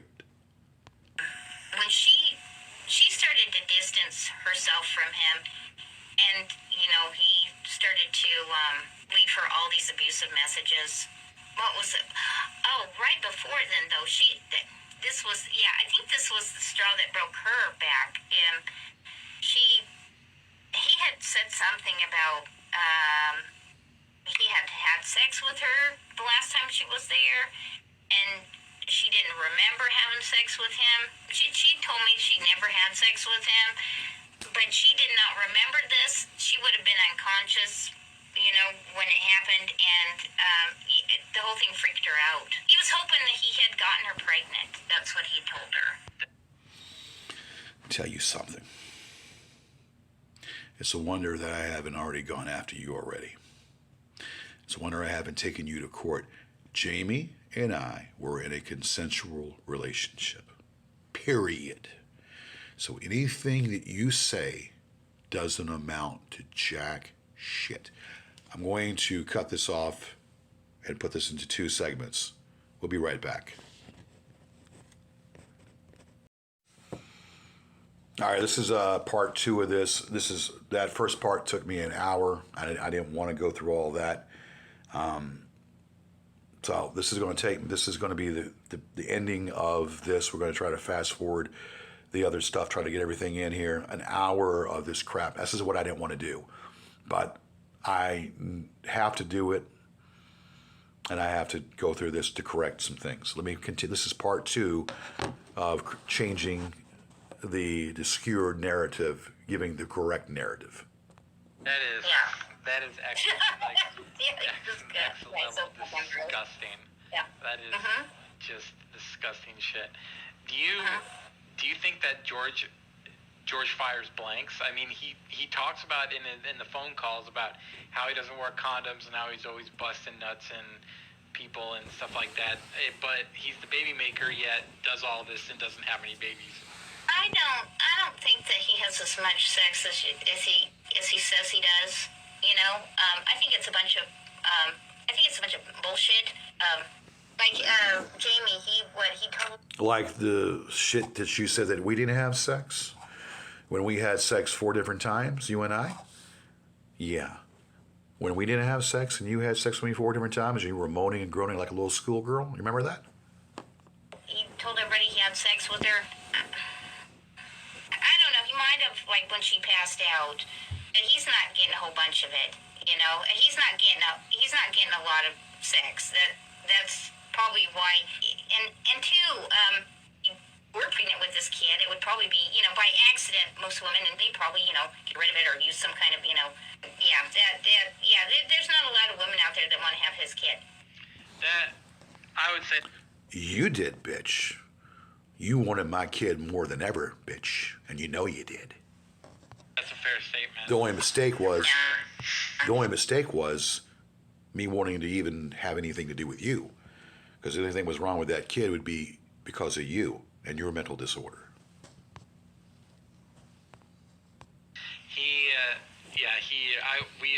He talks about Sherry in one of the calls that Mark just put up a couple days ago, and I don't, like you said, I think we're pretty much under the conclusion that Sherry was just someone that he met and talked to casually, and they didn't have sex. They never did anything. It was something that he embellished, like his stuff with Jamie. I'm pretty sure that everything that he said about this person is probably the exact opposite. Are you talking about Sherry? Yeah, Sherry. I mean, he's trying to hide her. If she's a real person, he's trying to hide her. So if he says that she has a daughter, she probably has a son. And if he says that she's younger than him, she's probably older than him. So the exact opposite. That's what he's trying to do. He actively tried to hide Jamie from you guys. And I remember him what was this? This is about the time that I was really getting tired of him, and I was trying to not talk to him. Oh yeah, I stopped talking to him, and he starts calling me, telling me that I need to, leaving me messages. I have to take down her obituary that I made. Now I was like thinking, no, I'm not going to. Just because you're online fighting with people, I'm not going to take down her obituary. As far as I can tell, that's the only obituary she has. You know. All right. Angela took it upon herself after Jamie's death to put up a obituary on a site that is a dead site, literally dead site that has no administrator, no nothing. My concern of the reason why I wanted that removed, because there were a lot of things that were were not accurate in that obit or that memorial, and there were things that I didn't want. There was a bad picture of Jamie that should have never been on there, and I think that Jamie would have been very upset that a bad picture, one of the bad pictures, were taken when she had lost a lot of weight. And I had planned to do a memorial page for Jamie myself, but I asked Angela to remove that obituary memorial page, fearful that these imbeciles would have been flocking on it like a dead carcass. And that was part of the reason why I requested her to remove it. And she didn't. And that's part of the reason why, because she wanted to be contrary once again, not giving a damn about my situation. Though she said a lot of things anti-trolls in the beginning. She was definitely anti-trolls in the beginning. That all of a sudden, though, she didn't seem to really care because of her disgruntlement over a deceased woman and recording phone calls and saving recording phone calls 4 years later. I will never understand that. Saving recorded phone calls 4 years later doesn't make any sense to me. But yeah, I wanted it removed. It's a dead site. I was going to put one up myself. I couldn't find one in the paper for her. So, and yeah, I'm not taking her obituary down because he wants to, hide from people online.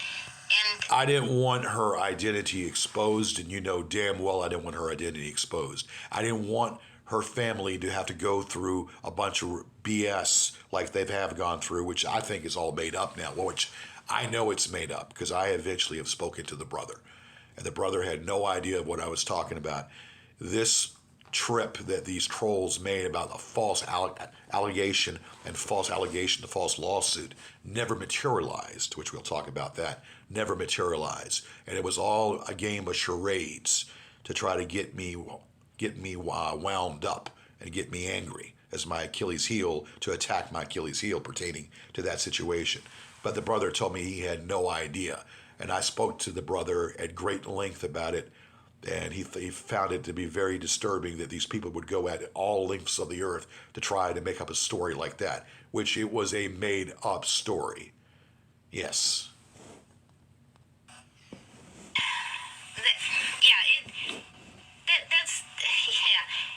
He's just ridiculous is what he is. He's ridiculous. Jamie ever speak regarding her feelings or lack thereof for George? What did she say to you about that situation? Because George, is saying he's said multiple things at this point, that she loved him, they were on and off. That she didn't feel as strongly about me at like certain points, or they were off and on, or just they were a couple, like a married couple. Yeah. Pretty much. Pretty much. She said that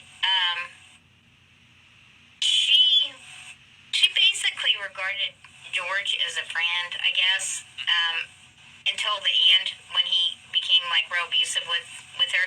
I mean, if you listen to the messages he left me, you can kind of, that's the way he operates, and when the Sherry decides to stop talking to him, and maybe she already has, she's gonna get the same kind of messages. But yeah, she just. And what kind of messages are those, pre-tell? What kind of distorted messages are those? Yeah, I don't think so.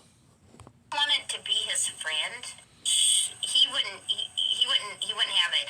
I kept telling him. I said, "Hey, she had a lot of problems. She was bipolar, and she just had a lot of mental health issues and physical health problems. And I kept telling him. I said, hey, why don't you just stop trying to push a relationship on her? Just make her a little room upstairs, and just be her friend and let her do what she wants to do. Stop trying to control her. Stop trying to push a relationship she doesn't want on." I never controlled her. But I could see what was going on with her, and I gave her some tough love. I gave her a lot of tough love, and it was for me. If she was with me, she would have been living longer than what she was. If she was living with me, she would be living a whole lot longer than what she was. Again, when she left, a few months later, she was living with the older man, the old Jewish man, and she died in his apartment. And I did not know anything about it until a month later. I never. I saw in the book. On her. And he wouldn't do it. He was like, she sleeps in my bed, and I fuck her, and and da da da. And we have a relationship. We did. We didn't. We did. That's just a bunch of crap. We did, because you can't accept it. Doesn't make it not to be. Because you can't accept it, or it doesn't register in your brain to fit what you have to say, does not mean that it didn't happen. That is where the fallacy comes into play, and this is where this crap and this defamation comes into play also. That Jamie failed to show up to the permanent injunction hearing to prove that she was so sorry for reporting George to the police. Did Angela ever speak with Jamie regarding this incident? Does Angela know why Jamie really missed the hearing? You know what we're referring to? Yeah, I know what you're talking about. You haven't a clue to know what you're talking about. For one, she had said that she overslept, and she was really sad that she had missed it because she didn't want to have anything to do with George. I also think too she was a little scared of him. She didn't have a driver's license, and she was driving a car around and had gotten pulled over and got a driving on a suspended license that she had to go to court on. So she went to court on it, and George knew when she was going to go to court. He showed up there and was sitting right next to her. Yeah. Oh my exactly, God. Oh my God. He also had people going to, when she Not true. stopped talking to him Not and she true put at all. that restraining order on him, he had his friends going to IHOP and spying on her and, giving her poems and creepy shit like that. So, yeah, kind of creepy. Yeah, that is extremely creepy and invasive. And You know what's creepy? Yeah. You know what's creepy? Just straight predator shit. Yeah, predator shit. Predator shit. Let's go ahead and open up your history there and see if I know about you. I bet you've had some real fantastic relationships yourself there, buddy. I think you've probably been into had a lot of fantastic drug-dosed relationships yourself. So don't even talk about me and my situation with her. Again, changing the narrative is what they do. And this is all a bunch of hogwash. I did not send anybody anywhere. I did not go and orchestrate anything. This is killing brain cells. Didn't want to do this, but I had to address this shit. Yeah. George loves to state that had Jamie stayed with him, she would still be alive today. Correct. That's right. Agree with George? Correct. On a related note, does Angela believe, like the rest of us, that had Jamie lived, Gigi would have eventually turned on her, as he has on all other females? Not turn on anybody. And given her turn on anybody. In this book. Oh, yeah. Would she still be alive? Now, what was the question? If he hadn't had anything to do with her, or? George always says that if Jamie had if he was still with Jamie, she would still be alive. Do you believe that's true?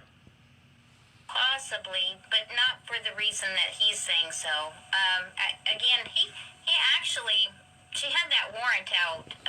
She had like a bench warrant out for her arrest. At the time, they weren't talking towards the end. She's going to say right now that I turned her in to the police and all that. That's just a bunch of. I mean, it's not worth even talking about. She needed to get help. I wanted her to get help. That's the bottom line. She's going to talk a bunch of rubbish about me turning her in, and that had nothing to do with anything. And let's go past that. He was telling me, "Oh, I know who Marty is. I know who Marty is. He's da da da. Some guy from San Francisco. Da da da." Yes. And I was like, "Well, how do you know that?" Oh, she pinged his phone number, and yeah, it was like, how does that work? You know? All right, she's now talking. Let's go back on this right now because this is something worth talking about here. Hold on a second. Like Lizzie McGuire, the Disney Channel show, and I said that I was Marty's neighbor, and I'd come across her, George, in videos, and wanted to reach out to George about Marty, and so I was feeding George a bunch of crap that he was buying, and then relaying to Kristen, and Kristen bought it. Just, all right, let's stop. Let's talk about this for a second. What these trolls do. Lay off there. These trolls pretend to be people from my past, and they send emails pretending to be certain people. This Marklin has a mental illness, has to have a mental illness. So he's going around talking about being somebody, sending emails to Kristen. We all know who Kristen was. Kristen was part of my show, female co-host of my show. So what this guy is talking about is pretending to be certain people, sending me emails to be certain people. So we know that Marklin is very much still involved with all this crap of trying to keep this shit going, pretending to be fake people, such as the TV news guy here, the TV reporter news guy here locally that has been retired, and Mark Holmberg, also pretending to be the people that lived in my house, trying to reach out to me, and trying to be different people that are in my life, past and present, which had never worked. So right now he's talking about pretending to be somebody, making up a story about his foreigner friend that he was he beated people or whatever. It's just trollish stuff that they do to try to continue the banter, continue the illness and the banter. And I knew it was a bunch of hogwash. Kristen believed it. I didn't believe it for a second. But that's what these bitches do. They try to steal identities of people. They try to pretend that there are other people sending emails, which is totally highly freaking illegal. And I gotta play this. This is getting old. We're gonna get off this in 1 second here. I'm tired of talking about this. The two of them made a 1 hour and a half tirade video or something where Kristen's going off about how Lizzie McGuire exposed Marty, and then Marty did a live stream and was reading all the emails that had gone between the two of us, and Kristen didn't have anything to say about it, but of course George didn't believe it. He smelled that it was BS and all that crap. And no, Kristen is just the biggest idiot on the face of the planet. I don't think there's a person in the world that's dumber than she. And didn't she make up some woman's name or something, like because they thought that they could trick you guys into thinking it was somebody else? Yeah, that's what I thought. So Kristen, when we found out Jamie's name, Kristen released a video saying that George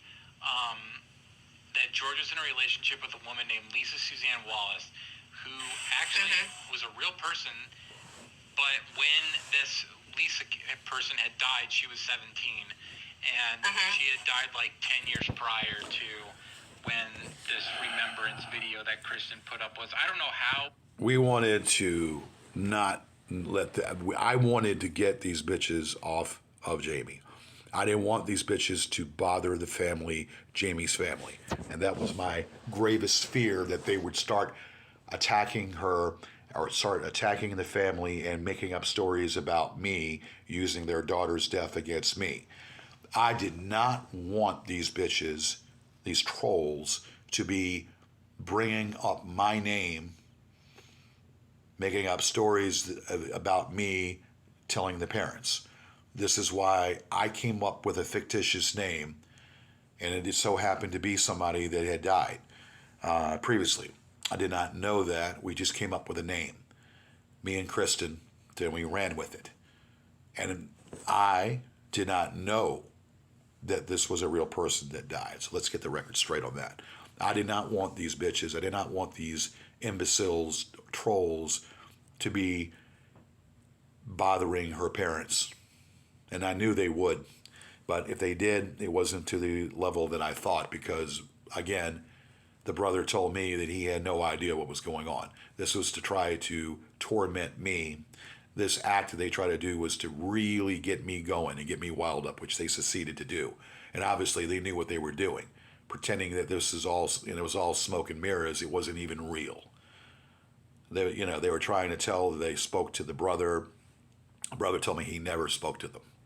So that's a bunch of crap, a bunch of malarkey on their part. And that's why we did what we did.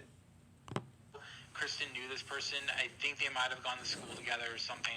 But the story was originally that this Lisa character was a transsexual, and George was dating a transsexual, and also a 17-year-old transsexual on top of that. George was confronted about this by Saunders in a call a couple weeks ago, and George dick rides Kristen, saying she was right, that someone that died. So what if we lied about it? Even though George doesn't get that, he made up a lie saying that he was, dating someone who's underage. When he's would have been like 4. Again, this was a name that I came up with. It was a name that I made up, not knowing it was a real person. I don't need to keep saying that. So, yeah, Kristen made that up as a way to try and throw us off. Of course, it doesn't work because, why would George, the most bigoted, he hates transsexuals, he hates gays, like, why would he date one? I don't hate gays, and that's where you're wrong. Make any sense. So that was Kristen's doing. That's a good example of what twisted Kristen narrative thinks is a good distraction tactic. Yeah. She starts to talk about you guys when there's like a lull in her channel, right, on TikTok, when she's not getting so many views. Yeah, when she's not getting views, or Sean comes back and starts making fun of her. Yeah, she didn't. She had a thing too. She had a spat with Mark for a while as well, where she was making TikTok videos about him, saying he was a pedophile and he was. And this Mark Rebillet character is the one who's the YouTuber from Manhattan, New York, which Kristen was the one that pulled the mask off of this bitch. Kristen held her ground, even though we don't talk anymore. Kristen held her ground and she pulled the mask off this bitch. He is a YouTuber in Manhattan. He went under a sock account under Alfonso when his real name is Rebillet. He went under a sock account named Alfonso whatever, and then his real name is Mark Rebillet. So she unmasked him, and how she unmasked him, the FBI got his information because he was putting out some real disturbing stuff. And the guy is a freaking pedo. He's a pedo, and he's putting up all these videos or recordings with me and that Saunders gave him a year's worth of recordings, and they keep putting up these recordings, which is well known and well documented. I've said it before and I'm saying it again, we're going to knock that channel down. We're knocking that channel down, and if you have other mirror channels, once that channel goes down and you put up another channel, we're going to get that point across. Believe me. Just because I'm sitting on it and haven't done anything about that doesn't mean I'm not going to do something about it. You can rest assured on that. That is coming down. Rest assured. And this is we're going to wrap this up here in a second. Gonna rape her kids and shit like that. But yeah. I noticed when she started fighting with you guys, I think it got a little too hairy for her. And she decided she was going to throw me under the bus. So George is sitting there, and I haven't talked to him in like months and months, because I was I actually had blocked him on my phone. So he was going right to my.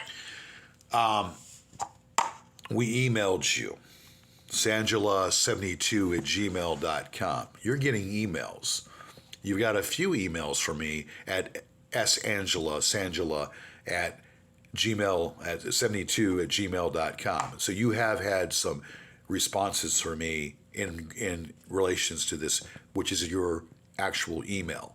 And I have told you what I was going to do and what I'm about ready to do. Voicemail. He couldn't figure out why. But yeah, he started like, oh, Kristen's talking to them about you and da da da da da. So yeah, basically, when it got too hairy for her, she threw me under the bus. I don't remember Kristen talking to us about you at all in the dialogue she had with Mark back in the day. She didn't really care. Her and George don't talk anymore. She kept discussing politics and calling people pedophiles, and George got tired of it. Asked her not to talk about politics. She got butthurt and blocked him on Facebook. But even as George admits, she didn't care about him at all in his situation. She just cared that she was getting attacked. She liked the drama. She liked feeling like she was a victim. She was being persecuted for telling the truth, and just that's the type of person she is. Very similar to George. Fascinating how they try to make me the good cop compared to Kristen. Very fascinating how they try to make me the good cop compared to Kristen, which makes me believe that they didn't like Kristen at all. But you know what? Even though Kristen and I don't talk, even though Kristen and I are not speaking, the one thing Kristen would do, she would get under their ass. Kristen unraveled some of those people, and she had the way of the knowledge to do it because she got further with the FBI than I did, and she pulled the mask off of Rebillet. She pulled the mask off of Rebillet, and that's still being investigated. Rebillet is still being investigated for what he did pertaining to the pictures that were put up there. Believe me, they don't like they don't like Kristen because Kristen kind of exposed them, and Kristen went at them full throttle. So I give her props on pulling the mask off. She was the one that pulled the mask off of Mark Rebillet. She pulled the mask off of Mark Rebillet, and that little bitch is going to find something. Mark Rebillet, I'm coming at you. You think I'm laying a blind eye to all this? When I get myself together, Mark Rebillet, I'm coming after you full throttle. You can believe that and take that to the bank. All right, I am about ready to wrap this up here. Actually, so the two of them just commiserated on the fact that they were, quote, being attacked for no reason. And George thinks that the reason she was attacked was because she said that the judge should recuse himself from the case, which is not true at all. We didn't care that she said that. It was when we were commenting on a video about that and making fun of her, she came on and pretended to be somebody else when it was clearly Kristen, and just made a complete ass of herself and looked like a complete idiot. No, that was the reason why you attacked her, because she stood up to you all and told her the way it was. You all attacked her because she had the stones and the balls to tell it the way it was, and said that the judge should have recused himself for being biased. And yes, that judge was very biased. He should have definitely recused himself. There is no way on the green earth that I should have lost that case. He was given all the diagrams, all the stuff. Saunders was the one that showed up there. And like I've discussed this in the book, I didn't realize the judge was going to try that case that day. I thought he was going to wait a few months later to try it once we had Brennan on a conference call to put him involved in the case. And all these HIPAA laws, and saying that he made up a story that he was not able because of HIPAA, and we couldn't get the information on what was going on with Brennan. Well, Brennan had a stroke. And he was in some home for a while. We knew that, and I found that out. But he still made up some story, though, why he couldn't come, and he was petrified about even being brought. So he played up to the judge's. Played up to the judge's. Whatever. He played up to the judge, and it orchestrated where he didn't have to appear. I'm thinking that the case is going to be applied, so I didn't bring my witnesses, and they tried it that same day. So the carpet was pulled from under my feet. A bunch of BS. So we started trolling her at that point. Yeah, so Kristen likes to think that because she said that, or George said, George, oh, she said this, she was persecuted because of it. Nah, she just made an ass of herself and attacked us, so we attacked back, and she didn't like that and couldn't deal with it, so she cried about it. Yeah. Yeah, I did notice that he seems to take up, or he was taking up for her quite a bit, and actually, I don't think she really has done anything for him, Now, if you take Saunders, right, he's actually helped George out quite a bit, Yeah. but yeah, Saunders is a piece of shit. Saunders is a man that not once, not twice, but 3 different occasions helped me by recording conversations. Let me tell you something. You were the one, Miss Angela, that could not stand Saunders. You said it many times that you could not stand Saunders and wanted to put a hex on him. You were the one that played with Ouija boards. You're the one that dealt with these psychics and got me involved in the psychic stuff. And you were trying to put a hex on Saunders. I guess you don't want to tell that story now, do you? You remember that? Because you were talking to witches and talking to people like that. Yeah. And how all of a sudden Saunders is a good guy, and Saunders did that playing to their narrative. Amazing. Saunders is a piece of shit.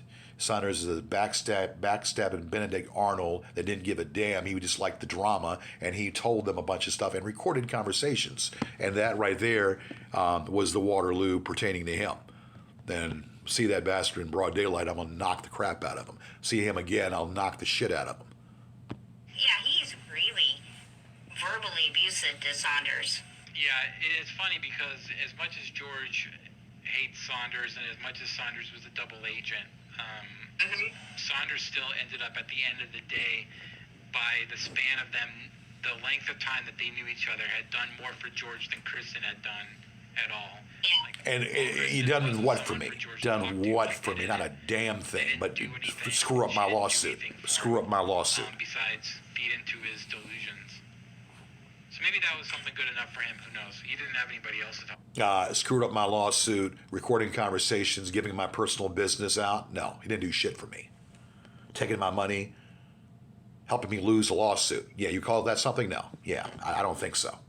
But he didn't do shit. He helped you out, though. That's obvious. At the time, I'm sure that I mean, that's a good thing that I was curious about. Did you know if George's friends ever got tired of listening to him talk about the trolls? I mean, did he talk to you about the trolls a lot, and did you get tired of hearing about it, or? Well, yeah, it's either, it's kind of like Saunders said, if you would stop talking about your money problems, or, I don't think he said the trolls, but if he had, I don't think he can. He can't. It's always about trolls or money problems. That's the whole thing, June of 21, I have been out of the picture, haven't done any of these videos. People told me, George, don't do it, don't talk about it. I was determined to do this video here eventually.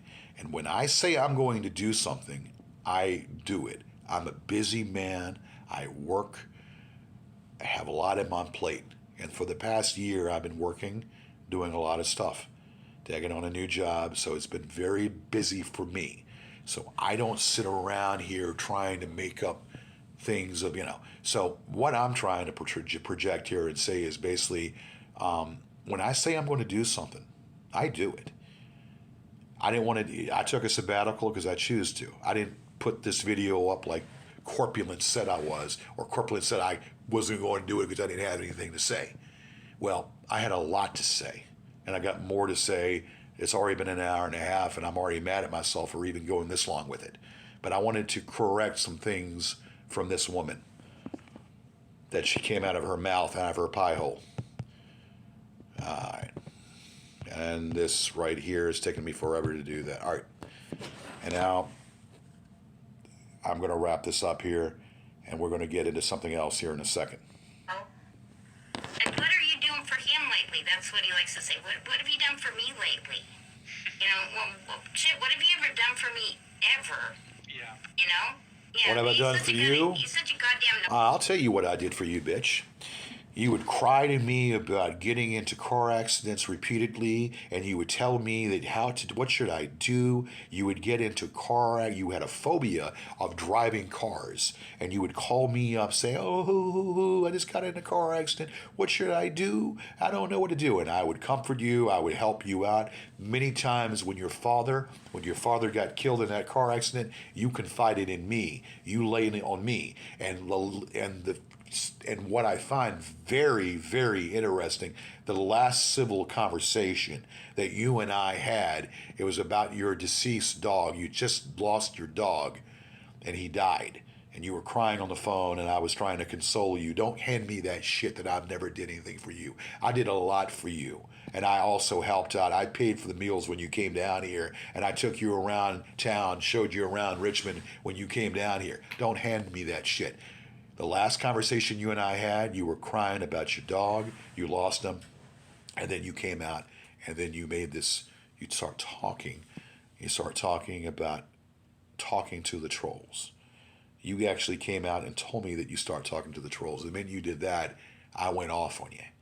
And then, I don't know what lame brain idea was it for you to talk to the trolls and hold on to conversations and record conversations and hold on to them. If you had premeditated this, it was all premeditated. That's obvious. So don't spew your rubbish and your misinformation when you know damn well what you're saying is false. Narcissist. This is always about him, what you can do for him. Narcissist. You know? You don't even know what the meaning of the word narcissist I don't is. think, in regards I'm very to empathetic. I show empathy, George, and I'm very giving toward other people. I don't think that if George had been like a normal person, you know, and not so abusive, I don't think that actually would have happened, you know? Well, Saunders got cocky back a long time ago, back when he first flipped and started attacking us. And then Marty started doing a smear campaign of Saunders and was posting stuff about Saunders being, a pedophile. So Saunders did notice that was going to hurt his reputation, so he flipped on George. But one of Saunders' main things was that George had become really abusive to him in the time leading up to him flipping, which is also, like you said, attributed to him talking to the goons and recording phone calls for us and all kinds of shit. I mean, I don't really blame George in the most recent calls that have been put up, like since February, for being an ass to Saunders, because he knew that he was recording conversations, and if I was George, I'd probably be an ass to him as well. But just because I knew that he wasn't really on my side, but I wouldn't be talking to Saunders if I knew he was recording the calls and feeding information. Like, there's plenty of times where it's so obvious that Saunders is feeding us information, and George knows it, but he can't help himself to not talk to Saunders. Well, that's the thing with George. He just doesn't have a lot of friends, and the people that are his friends eventually get tired of him. So George can't. All right, this is killing brain cells. But what Markland, I'm just finding interesting that Markland is saying what he's saying. Markland's saying what he's saying to her and whatnot. Saunders has a way. One thing about Saunders is he's a great manipulator. And Saunders, that's the word I'm looking for. Saunders went ahead and manipulated the situation by trying to, to say that, hey, he's willing to help. So he is good at manipulation and making you believe that he's going to help you and whatnot. So I fell heir to it. I fell prey to it a few times, which was a great mistake on my part for falling that. He is a great manipulator. He'll lead you to mislead you. He has a way of doing that, which I fell for a couple times, which I should have never fell for that, and that's on me. But yes, he's a piece of shit as well as the rest of these pieces of shit people that are out here. Away anybody. He might stop talking to, I don't know, say some Saunders, right? But he'll eventually come back. Eventually comes back. It's Again, this woman is so delusional. I'm going to come back. Angela, how much did these people pay you? That's what I want to know. What in your mind, Angela, made you think it was right for you to sit there and trash me? Does it make you feel better about yourself? Does it make you feel better to spread a bunch of lies when you know that they're lies about me? To just to say what they're believing, to say what they're saying, to exonerate you and make you feel better in your mind? Does it make you feel better to do that? You are. All this was premeditated. Whether they gave you money or didn't give you money, I don't know. I'm going to finish this up right now. You can't get rid of him. He's like gum on your shoe. It's hard to get rid of him. I got news for you, Angela. If I saw you in the middle of the street and you were to catch on fire, I would applaud. I want nothing to do with you, Angela. Not a damn thing to do with you. I hope you die of a tremendous death. If I heard that you died today, I wouldn't shed a tear, because you are a despiteful bitch. You are a hurtful bitch that has ruined my reputation and has added to this. So if I learned that you died today, I wouldn't shed one fucking tear. That's probably why I've heard people say, well, how come Kevin still talks to him? You can't get rid of George. You just can't. Public stick figure wanted to know if he had ever talked about his time as a private investigator and the training he would have done for it. Yeah, he did. He said he was a licensed private investigator. I was. I don't know exactly how that happened. I was a licensed private investigator. In 2011, I took the course down there, and I was a licensed private investigator. I did nothing. I didn't do anything for it. I had the license for 4 years. You have to renew every 4 years. I did ins and outs. I didn't really do anything with it. And it ran out, and I didn't renew it. It's that simple. I think it was like an ad in the back of a magazine or something like this. And he did work for, what's his name? You guys call him Master Say Dong? Quater Nozad, who's back from Afghanistan and appeared at my party. Great man, somebody that none of you could ever be. Well, there was Master. There's two different people. There's Master Dong, and then there's Quater Norzad, which is the guy that George's kung fu instructor who lives in Afghanistan, that George gives rides to the airport when he comes back. So I wonder if George gave Quater Norzad a ride from the airport when he came back from Afghanistan. He did a PI job for George. He asked George to do a PI job and follow somebody or something. And George did just such a terrible job. You sound like a crow. You sound like a cackling hen is what you sound like, you biatch. You sound like you're a disgruntled cackling hen is what you sound like. Yeah, he was like, why am I paying you? But that's the only PI gig I know George has ever done was for that guy. George can't find shit about anybody. You can give him your full name and he'll still fuck up trying to find you. We found your ass, you POS. We found your ass and Brennan's ass, because you're both stupid, moronic POSs. We found you using your real identity. Of course, you hid your face for a while, and we pulled the mask off of you on that one, which we'll talk about that in closing in a second. So he would be the world's worst PI. I mean, the guy suing Brody Bruce and from Mallrats and Gordon Freeman from Half-Life and all these fictional characters in his lawsuits, and he doesn't have the wherewithal or the intelligence to Google search these people, find out in 10 seconds they're not real. What was it? Who was the guy that you guys used? Billy Baxter. Chris Perron. Yeah, Chris Perron. He's some crazy bad guy, isn't he? Or something. He had like a computer store. Is that? Are you talking about the real Chris Perron, the real Chris? Yeah. Yeah.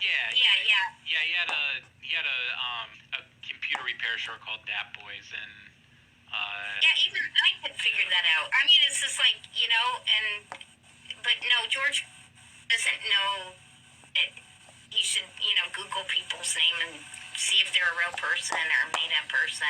that was the funny. That was the funny thing about the Krista Hacker calls, was that very early on, when Billy was talking to George as Krista Hacker, George said he went on Google and listened to the calls and didn't notice. Like, Billy and Chris don't sound anything alike.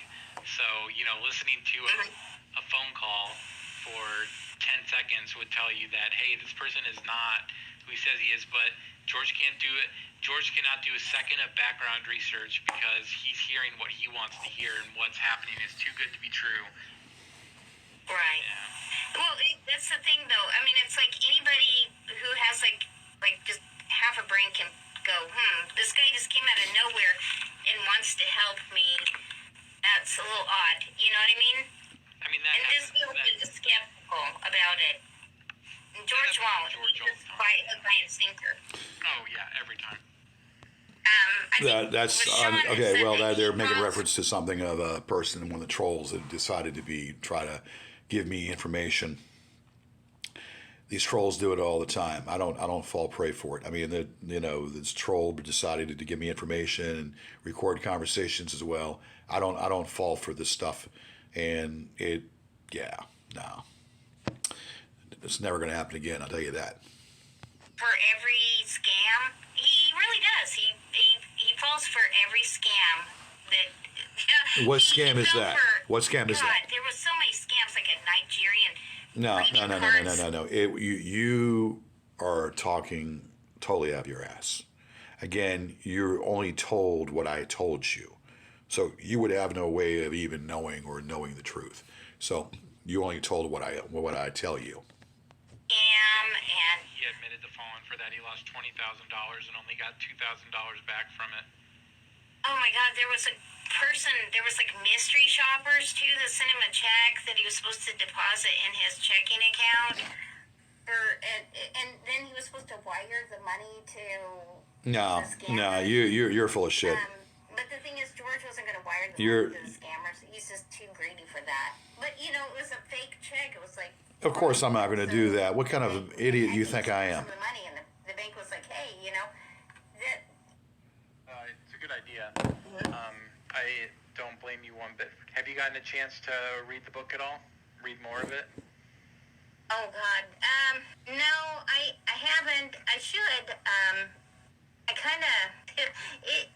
It's so poorly written. It's it gives you a headache just reading it. But no, I haven't read any more of that book. Let's play that back for a second. If you ever get someone that Gives you a headache just reading it. But that's not hard to believe, though. it is not. No. Magnificent Eugene asks, has there been any improvements in your life since cutting ties with George? Yeah. I bought a house, and I've finished the program that I was in, and I make more money now. Everything's improved since I stopped talking to George. That doesn't surprise me. Has George tried to contact you at all since your first interview? No. Actually, no. And I think it's because there's no way George can figure out If I wanted to, I could figure out exactly where. I know you're in Chattanooga, and I know that you and your hubby are divorced. That I do know. And I know if I wanted to find you, if I really put my mind to it, I could find you. But I know you're in Chattanooga, and I kind of know whereabouts you're at. So if I wanted to pursue that and find you, I could. But why even wanting to do that when I really want to have nothing to do with you at all after this craptastic shit that you just done? Like I said before, if you were to catch on fire, I would applaud. He knows the town that I live in, but he doesn't know how to contact me. We were never Facebook friends, and so he's not smart enough to find out. I don't even think I gave him my real email. I've just always used, I got your email, so Sangela72 at gmail.com. Sangela72 at gmail.com. I have your email. I don't blame you one bit. Have you gotten a chance to read the book at all? Read more of it? Oh God. No, I haven't. I should. I kind of. It's so poorly written. It's I mean. Let me tell you something, bitch. Don't you ever. My book is the truth. This bad boy right here is the gospel truth. And it's already been published. And it's being published on other venues. And it's going to be published. I mean, it's published and it's going to be resubmitted to Amazon. And Amazon has it on hold because of phantom reviews. But that book is being put out there, and it's on there for other people to get, and I have made some sales off that book. So keep on running your mouth and talking a bunch of rubbish. I've about had it with this whole BS altogether. I'm sitting here listening to this shit, and it's pretty much sickening to even listen to. Hold on a second. All right, now, okay, that just got cut off. That's about enough of that. I think it's killing brain cells.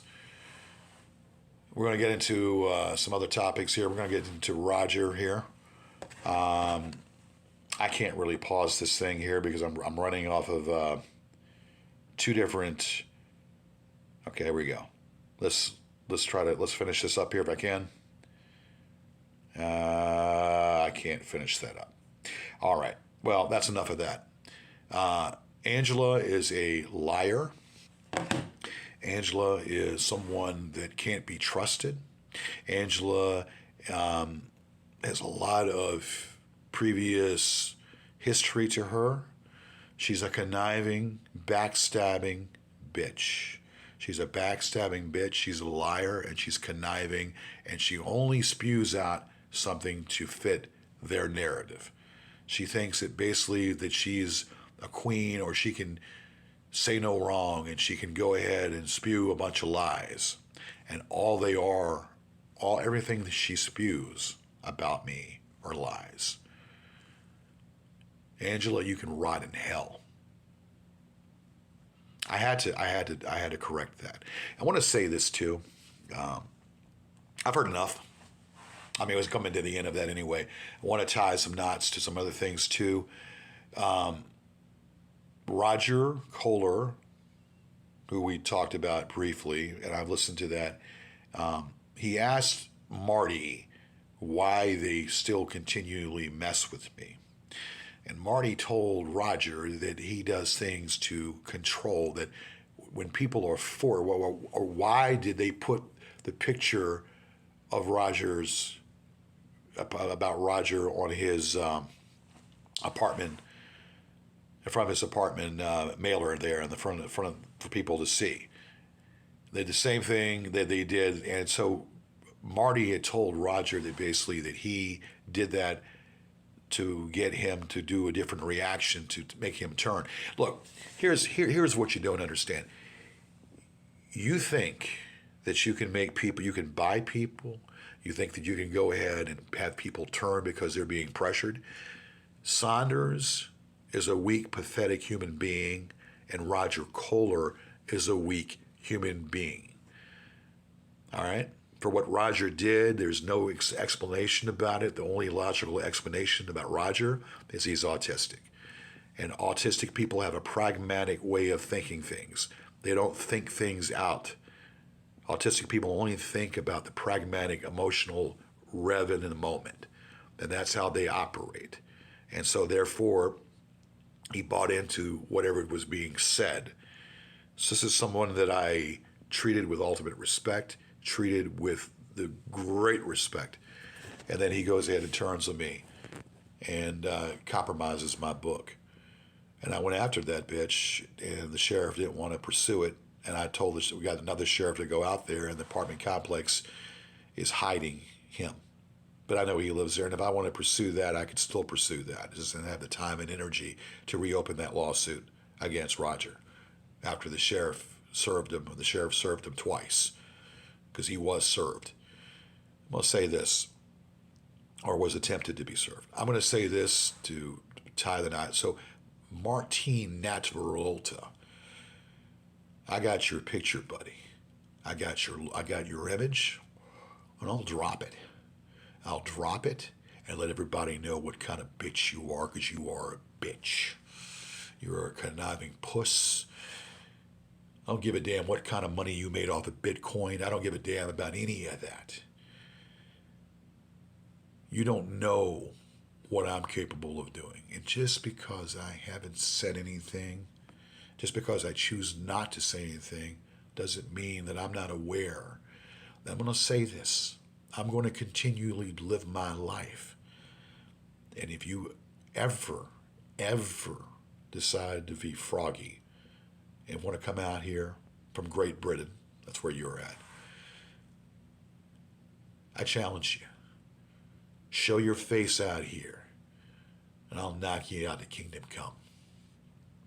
You force people to do things that they not normally wouldn't do. You probably force people, weak people like Saunders and Kohler, to do your bidding for you, and Angela. Let me tell you something. Kevin and I might not be doing a show, but Kevin is not weak-minded, and Kevin would never turn on me. Okay? And if Kristen and I had our differences, I don't know. I can't say what Kristen. But Kristen is strong in her will, and she's not going to flip. People can do what they want, but I'm going to still do what I do. And I'm going to stick my middle finger in your face every time. You will continue this with these other bitches. I'm going to knock down those pages. It's not a question of if. When I get it together, I'm knocking out all of that garbage that's being said about me. Believe that. 2 hours on this. I didn't want to spend 2 hours on this. I didn't want to spend 2 hours, but anyway, it's there. The gauntlet has been dropped. The rebuttal videos have been laid out. And I don't know. I wanted to, it's not worth digging up or doing anymore. It's just, it's not worth playing anymore because it kills brain cells. People with a right intelligence and right mind can read between the lines and know this is all a bunch of bullshit. All a vaudeville act, a bunch of smoke and mirrors. You will never, never, ever screw with me again. You people out there, continue your banter, continue. You will never screw with me again. And if these minions keep coming at me, I will challenge these minions. I have challenged these minions. It's a bunch of theatrical performance. That's all it is. A bunch of smoke and mirrors to get me riled up and get me to rage. You son of a bitches. You fucking cancerous tumors. You malignant pieces of shit. You malcontents can rot in hell. Angela, now you're going to probably try to drop another video. I've been busy. Obviously, I've been a busy person for me to finally come out and do this rebut. Angela, if you try to tempt fate and drop any more videos, it will bite you in the ass every fucking time.